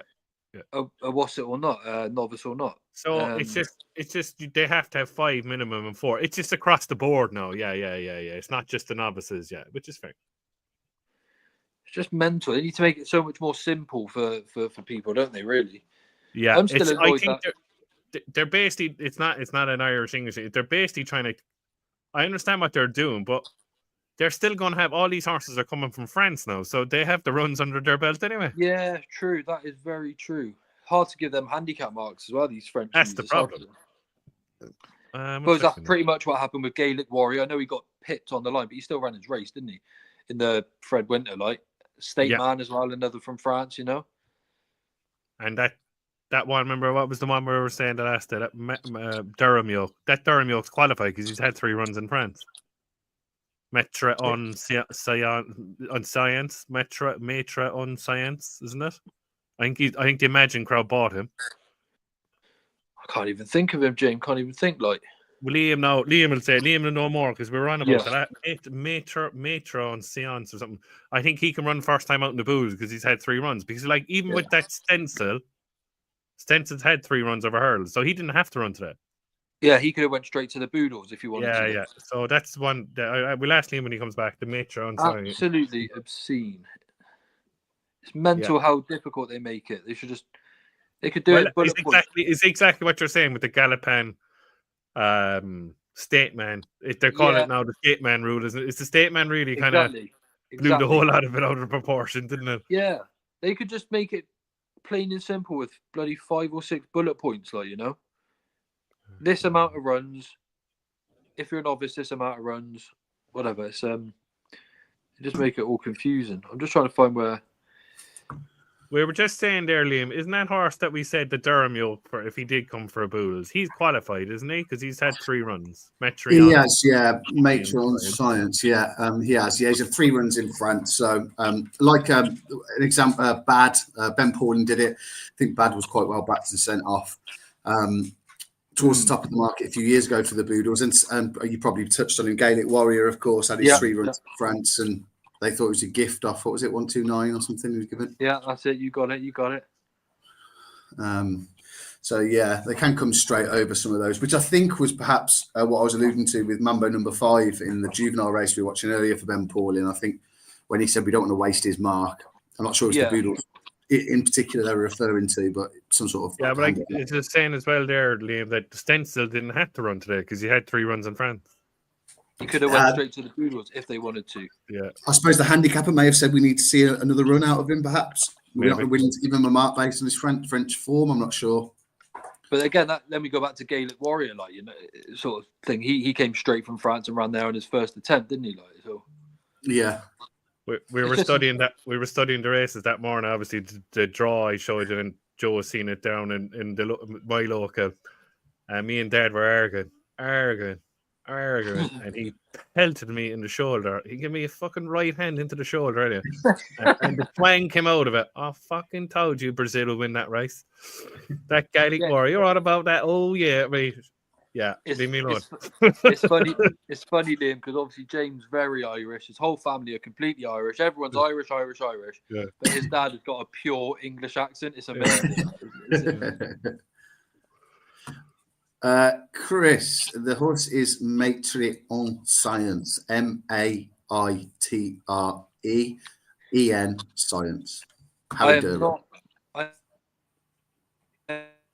am not familiar at all. Get your internet fixed by Carla. Is it? Go again, Joe. Your internet went there. Oh, did it? Oh, don't worry about it. I just said I'm not familiar with that horse. So I'll have to have a little bit of a look. God, get me back to England. 2 weeks, boys. 2 weeks. I'll be back. Chris, as you've been watching all day, Christopher Heath. Oh, who do you think wins the Cleve Hurdle? Oh, and he was cruising. Oh, what have I forward missed? plan.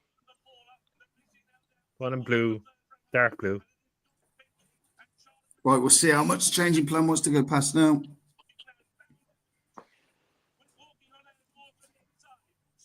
Walking on air. Oh my god. Walking on air, he had an entry at Cheltenham today. Obviously, this was his first preference.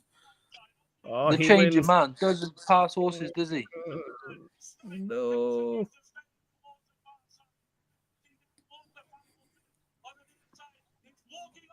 Oh, he's Phil. Oh,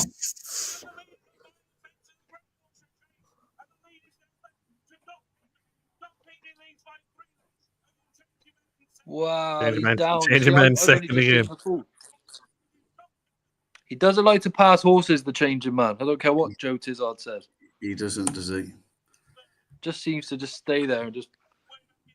Did not want to go by. He won it forward plan. Yeah. No, dog No. picked me. Oh, Forward yeah. plan. pick me. Forward plan fell into third last. He was cruising.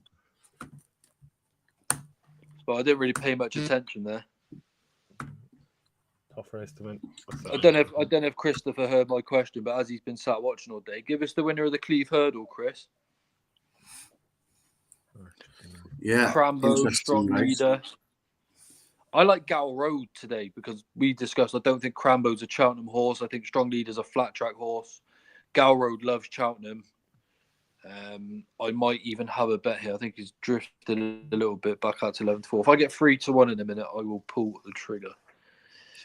Fair enough. So actually, you have already nailed your colours to the mast then, in that case, Joe. Jamie, is there anything you like in the Cleve?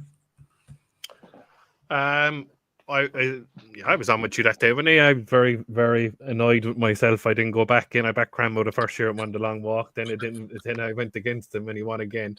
I think he's just better. He's just probably 10, 20, look at 15, 20 pound better horse going left-handed, Liam. Right-handed, sorry. Left-handed, I don't know what's wrong with him. Like, he jumps straight. And going left-handed, I thought he travelled well enough in the stairs last year, and I don't know what happened to him. Same with Aintree. There must be something there is bothering him. Maybe he might fool us all now today and he'll be fine. Go Road to me reminds me, lads, of the changing man. He just doesn't win races. He just doesn't possibly. Yeah. That's why if we just went process of elimination on the race of last year with Noble Yates and whoever was second, or Paisley Park, that he wasn't that far behind Strong Leader for a horse that supposedly doesn't like Cheltenham. I think they'll learn from that. I suppose I can't understand the bomb out in the long walk. Maybe it's because of Crambo is better going right-handed and Strong Leader is better going left-handed. But look at the race he won. I know he only beat Montmorel at Newbury, but he's surely better than all these. Cheltenham or no Cheltenham. Do you know what I mean? Especially going left-handed. If Crambo doesn't like going left-handed, which so in all on form, he should win. Yeah, Strong Leader. I thought perhaps that they thought the key to Crambo was coming into races a little bit more fresh. So I'm surprised that they're going to bring him here for another spin before Cheltenham. I thought Fergal might have left him off till the festival. Good to see that they're running. Look, we don't want just everything turning up in March, do we? There's plenty of racing in between October and those 4 days. Do you think Transmission can run a race here? Obviously, he hasn't got a chase mark to protect. Do you know what? I did sort of question that because he travels strong enough, doesn't he? It's like I can't see him tailing off or anything. So maybe he won't be too far away, Liam. Perhaps that is an angle. Yeah, they're flip-flopping at the top, but they can't seem to really split the top three. Gal Road, who's obviously got a string of seconds, as you mentioned, Jamie, Strong Leader and Crambo. I think this will be make or break for Strong Leader, won't it, as to whether he lines up here in March or not? Good point. Yeah, good point. That's probably really valid. Yeah, I didn't think of that, actually. There we go. We've got 3-1 on Gal Road now, so I'm going to have a piece of that. Happy days. Chris has come back to us, Joe. Unfortunately, he's not able to inspire us with selection. Chris, you're sitting on the fence. What about Potter's Charm in the last then, Chris? I know we're not there yet, but what about that then? Does he just win? He's gone 8-13 now. Interestingly, obviously, we'll do it for. I think that weighed out for Ollie Murphy could really improve for a step up in trip. He's ridden him over 2 miles. He's been managed to win over 2 miles. But Ollie Murphy said he felt sorry for the horse that he kept running him over right. 2. So whether he'll improve. Another one owned by Sir Alex Ferguson and that pool of Jed Mason and the like. Sure. Yeah, I mean, look, I like him as a horse. I think he is your typical going to be a beautiful chaser. I did do a runner by runner guide actually, and I put Potter's Charm at the top, and then I had 6 Mile Bridge and weighed out in sort of second and third. But there's a horse there called Cadeau St. Frey, who I gave a bit of a word to on our podcast in the week. He's into 12-1 now. He was actually 25s at one point. He's by Master Marvel, so he stays. He's got a bit of speed and stamina. His form seems to be fairly solid, and he won quite easily last time out. And his form from his point-to-point days was pretty strong too. So he could be a little bit of a dark horse just to keep your sort of one of your eyes on, really, as they travel. But anyway, like you said, Liam, we'll have a look at that a bit nearer the time, I guess. Yeah, no problem. From this field that's about to line up here at Cheltenham, in that case, how many of them are you expecting to line up in the Stayers hurdle? 1. And that would be Crambo, regardless of what happens, I think. Really? Do you think that Ollie Murphy will skip Cheltenham if he wins? I think he'd have to win well here for them to go to Cheltenham. I feel like he's a flat track horse. Again, it could be wrong. I just think he's one that acts better on a flat track. I think if he kept him fresh for Aintree, he'd have a right old chance, especially if then Crambo and others turn, and Lang and Dan, etc., turn up for the Stayers hurdle. He'd go to Aintree fresh, and I think then I'd give him a right chance. But I've been getting these Stayers races wrong all season, these staying hurdle races, so I could be way off again there. But yeah, I think just Crambo myself. Yeah, Jamie, do you imagine? Can you see any other horses other than Crambo turning up in the Stayers? I think it'll be none of them actually, unless the one I think will be Strong Leader. Transmission is obviously National Hunt Chase, Botox, no Kerry Hill, no Galaw, maybe if he runs well here, because he's chase mark. Gal Road is per temps, Monmorad is per temps. Crambo to me needs to come over at the end of the season and take on Tupu in the Grade 1 at Punchestown. Oh, wouldn't that be great though? Wouldn't that be awesome? I think Fergal said, I could be dreaming, but I think he said that. I think he said that he might go to Ireland this year, and I hope he does. And I think it'll be great to see Crambo against Tupu at Punchestown, yeah, because I think he'll get close to Tupu going right-handed, yeah. Would love so, I think he'll come. I think if he bombs out today, I don't think you'll see him to Punchestown. That's just me. Yeah. No, I think it'll be one, Liam, and if Strong Leader runs, I think they'll because of the depth of the field, they got to have a go Strong Leader if he wins well here today. They have to. They really, really do, because it's a poor field. Yeah, no. Fair enough. Chris has changed his mind. He's found a selection. He's going to chance transmission each way. Go on, Chris. And Joe has dropped us a message in. Obviously, the races run very differently. I'm not sure how much we can take out of the times of it, but the times of their East India Docks race was 10 seconds quicker than Con Hill's. Really impressive. You'll certainly have to watch that back now that you're back in the land of the living, Joe. He went away with ease. Yeah, I will definitely tune in. I'm not one for times sort of thing, but I will watch it for sure. Absolutely. Any news on the Delta Work fiasco or Iroko? No. 410. Right. So East India Dock went around in 410. Right. The only way I know you can compare that is 1 second. How quick was Sergino in the same race last year? What was the ground last year? I can't even remember. I'd say it was around the same. So it looked the same anyway, didn't it? It looked a bit better. Yeah, I don't think it was good to far off with it. Oh. East India Dock was 3 seconds quicker than Sergino. Was he? Yeah. Really? Wow. Yeah. Okay. 4 minutes 13 Sergino. 4 minutes 10 East India Dock. There's me saying I don't care about times, and then I'm like, wow. Yeah.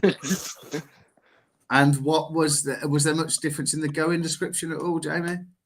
It said good to soft in places for Sergino, and it says soft today for East India Dock. So it looked around the same anyway, eyes wise. But yeah, he's quicker. Wow. Quicker and softer. What price has he got? There and thereabouts. Interesting. Very interesting, especially the way everyone the way Sergino planted the seed last year in the race. You know, that's an interesting angle. But I going back to, in a way as well, what Joe said there. I'm not really a times man either. It's just not for me. Look, if it's your bag, it's your bag. I'm kind of more interested now in what they do with what you touched on, Liam, a bit with the race IQ thing, and I get more interest in that as I go along, especially the miles per hour of a race is something now that's interesting me more and more. Right, you know how quick they're going, and it shows you how the gradual up and the gradual down of a race. You know what I mean? It's starting to interest me a small bit more. Yeah. Yeah, that was one of the things I looked at before I put Ile Francais up as a bet for the champion chase. I wanted to see what sort of tempo and speed he was going at when he was in full flow in the King George, and he was travelling at like over 30 miles an hour consistently over 3 miles before he obviously fell in a bit of a hole and only found 1 too good in Banbridge to pip him. But also the fact that he could travel to kind of 35 miles an hour down to the first fence to get position. And he certainly jumps like a 2-miler, I think. He's so low and quick over them through the air. He just brushes through the top. I think if he ran, I think. Come on, Joe. Yeah. I was going to say, is that Ile Francais you're talking about there, lad? Yeah. Sorry, yeah? Yeah. I think, to be honest with you, Liam, he'll get Champa in massive trouble if he goes that quick. That's just me. It just screams that he's going to get really put pressure. Yeah, obviously he's going to put pressure on every horse, but he's going to really put pressure on. I just wonder how much pressure he might put himself into if Solness, Matata, and Ile Francais all line up. Yeah. They're all going to go flying from the front. It could be a massive turn up in the race after that because he's really going to put a flying night with all the front runners in it. Do you know what I mean? See, it's not. He wouldn't usually be one that would interest me, like these 3 miles and stuff. But he, like you're both saying, he is so slick, efficient, and fast as a 3-miler. If you do just let him go, like you can't not say he has a chance, like, you know. Yeah, no, absolutely. I'd be honest with you, but they're not going to. They only want champion chase for the Gold Cup in it, like because it'd be an absolute shoe-in in the Ryanair, absolute shoe-in, like. Yeah, they seem to think that the Ryanair was going to be a far more competitive race than the other two. I've got a point to make there, and I fully agree, Liam. Right, I said this about Factor File, right? If so, this sort of goes towards that argument. If Factor File went into the Gold Cup, I don't think he'd have a chance against Galopan. But in the Ryanair, I think he is vulnerable to get beat by more horses than he is if he were to run in the Gold Cup. If he ran in the Gold Cup, I think Galopan beats Factor File and maybe no one else does. If you go to the Ryanair, I think you've got so many classy horses in there that you're more vulnerable to getting beat by more horses. Does that make any sense? It does, yeah. When the likes of Protector out, he was a specialist at that trip now, and he was very impressive the last day. Obviously, won it last year. I think Hartwood's an improving horse. There's Jungle Boogie would have a chance in there based on his Gold Cup run last year. Found a 50. Found a 50s comes into. No, he's not my idea the winner, but he's another one in it because he's been running around in 2-mile races, 2.5 miler, as form with Gaelic Warrior. Do you know what I mean? When he beat Pinkerton won the Galway Plate like as well. He gave away tons of weight to him as well. Stone, when they full Stone, yeah, Stone. Like I mean, that's decent. So it's a very competitive race to Ryanair, regardless. Do you know what I mean? Yeah. So that makes sense. So because we know he's a good horse Factor File, I think he'd beat all of the British horses in the Gold Cup and probably finish second in the Gold Cup. But in the Ryanair, you're susceptible to a lot of good horses, a lot of good steeple chasers that he could end up finishing 4th or 5th in a strange way, you know. That was all right. No, I completely see where you're coming from, and I think that was the point the case that they were making. I think there's something about prestige as well with connections with Ile Francais, the prestige of a Gold Cup, which I really like, and the prestige of a champion chase. Obviously, there's not an awful lot of history when it comes to the Ryanair, and a lot of people complain about it because it tends to detract from those two races. But I like the fact that the history and everything that's behind the champion chasing the Gold Cup, that therefore that's the direction they want to go in. And I do, Liam. I agree with you, mate. I like that. I do like that, I must say. Yeah, it's a bit of a throwback. So hopefully it's the 2 mile route that they decide is the best route for him, and then hopefully he'll take his chance, get some good ground, and pings away from the front. Just want to say something, even though I sort of knocked Crambo for this race. He is the horse that I would want to win the race for Fergal O'Brien, if that makes sense. Not sure he would, but I want him to win, if that makes sense for the local team, and then have him go to Cheltenham. They need a bit of luck, really. But Gal Road's the one I've backed as they're off. Yeah, I have had a little bit on Strong Leader in the end. So hopefully we've got the winner covered then. So somewhere.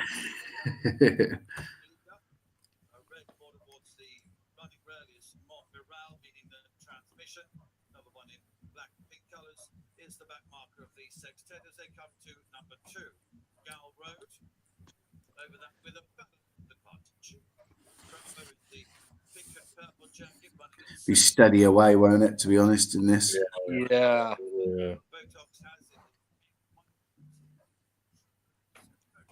At least there's a little bit more depth and a little bit more quality than these races. Last year's renewal was okay, but I recall was it the long walk where it was Champ, Botox Has, and Dashel Drasher perhaps fighting out the finish. You got it, Liam. Yeah, all the oldies, wasn't it, really? Yeah, that was it.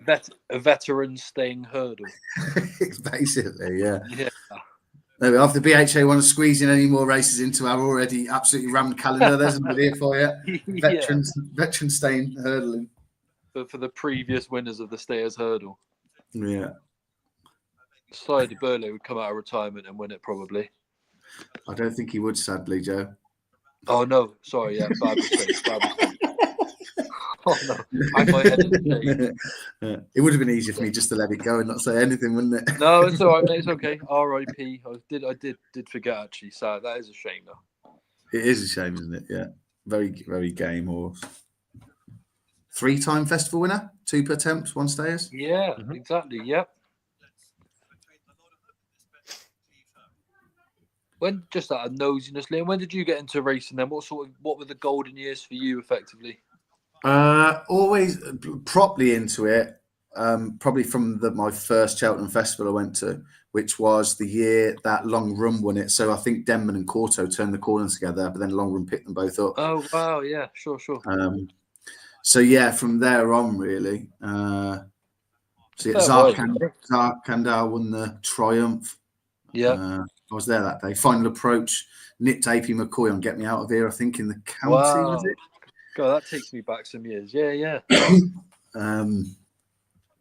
Good days, mate. A good era to start, to get involved in racing. And some good horses, I was looking, funnily enough, I was watching Road to Cheltenham the other night on Racing TV, and they had the entries and the years the most entries. And I was thinking, Jesus, imagine being a racing fan in 2002. There's 163 entries in the Supreme, and This. It's incredible. I remember when there were 25 runner champion hurdles and things. When Rooster Booster ran in it, there must have been about 20 runners. It was unbelievable to watch.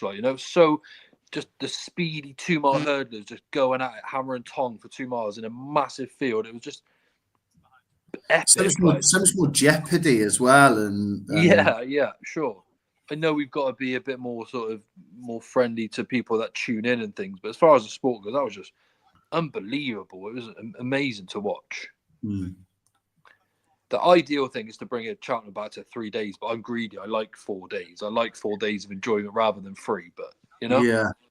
I just wonder whether they can create just the 7 races a day, create some new races, just some outside the box imaginative thinking, because just changing everything to handicaps is not bad mistake from Crambo.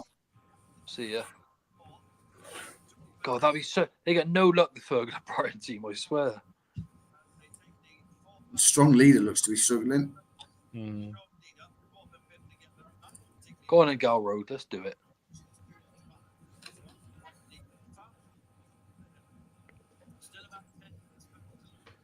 So what Botox Has is going all right.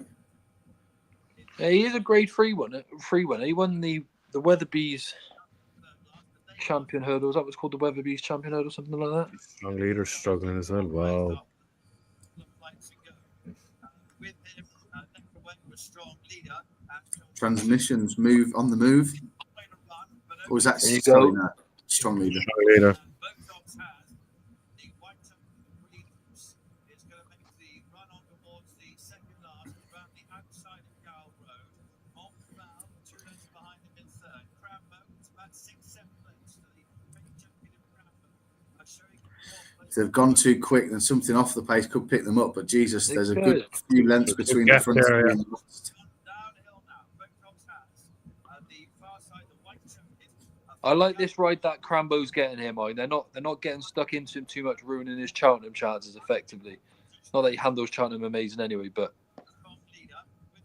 just leave him be now, isn't it? Mm. Go on, Gal Road. Botox has just in front. Gal Road is second. Bob Mirrell, 11.5 behind him in third place. Strong leader has now taken fourth position, and then Crambo and then Transfusion as they level up there towards the final line of handles. On the right, coming back to Botox has. Go on, Gal Road. Behind them, running on is strong leader. Crambo behind those. He's plugging on, strong leader. He is, isn't he? Good job, Gal. Go on, Gal Road.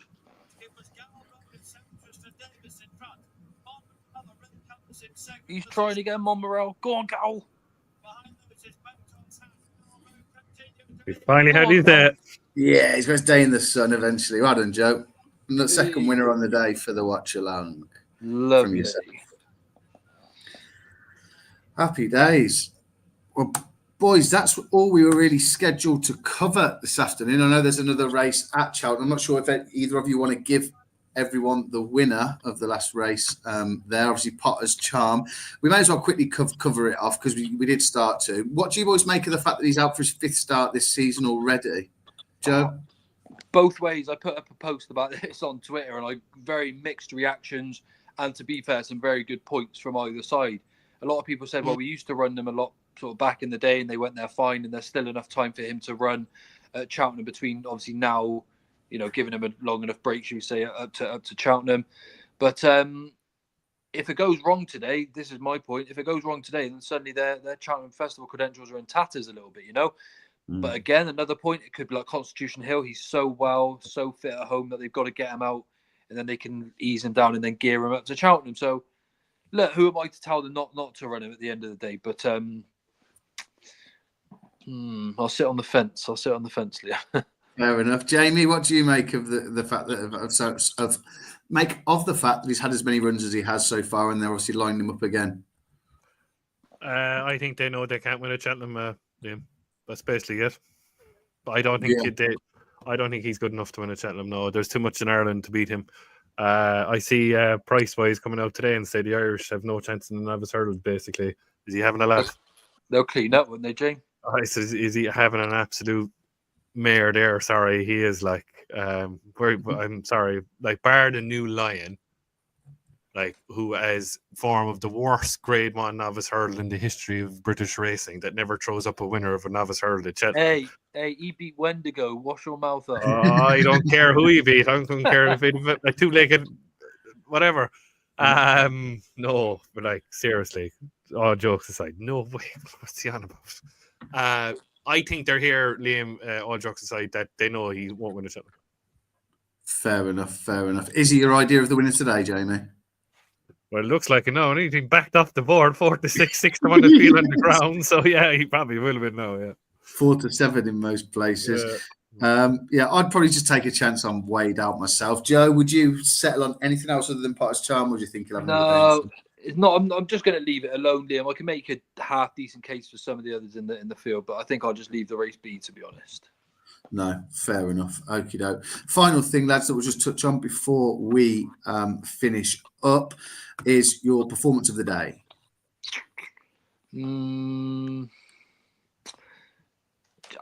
Unfortunately, I'm going to say Kawabunga, actually. God, he's after he did it on purpose there now, definitely, because I was going to say Kawabunga as well, yeah. No, that's fine, though, because like, look, he beat two very well-touted horses and he came off the pace Do you know what? I will chuck one in there. Jaguar, he won really well this morning, actually. That was a great jumping performance. It would be East India Doc for me. Of course. Yeah, watch that back. You may change your mind. Of course, obviously, thank you to our sponsor, Odds Checker. There's 20% off available with code Liam20. There'll be a link in the description as well. If you scroll to the top of the comments in the chat, if you're on X, there's a link also there. Obviously, you've seen that Joe's picked winners today. Andy Holding's been on fire the last few days. And also, you'll get all of Joe's tips as well as mine, Anti-Post Racing and Joe's Golf. Lads, thanks ever so much for joining me and enjoy the rest of your weekend. Thanks, Liam. Thanks, Cheers, Liam. boys. Bye.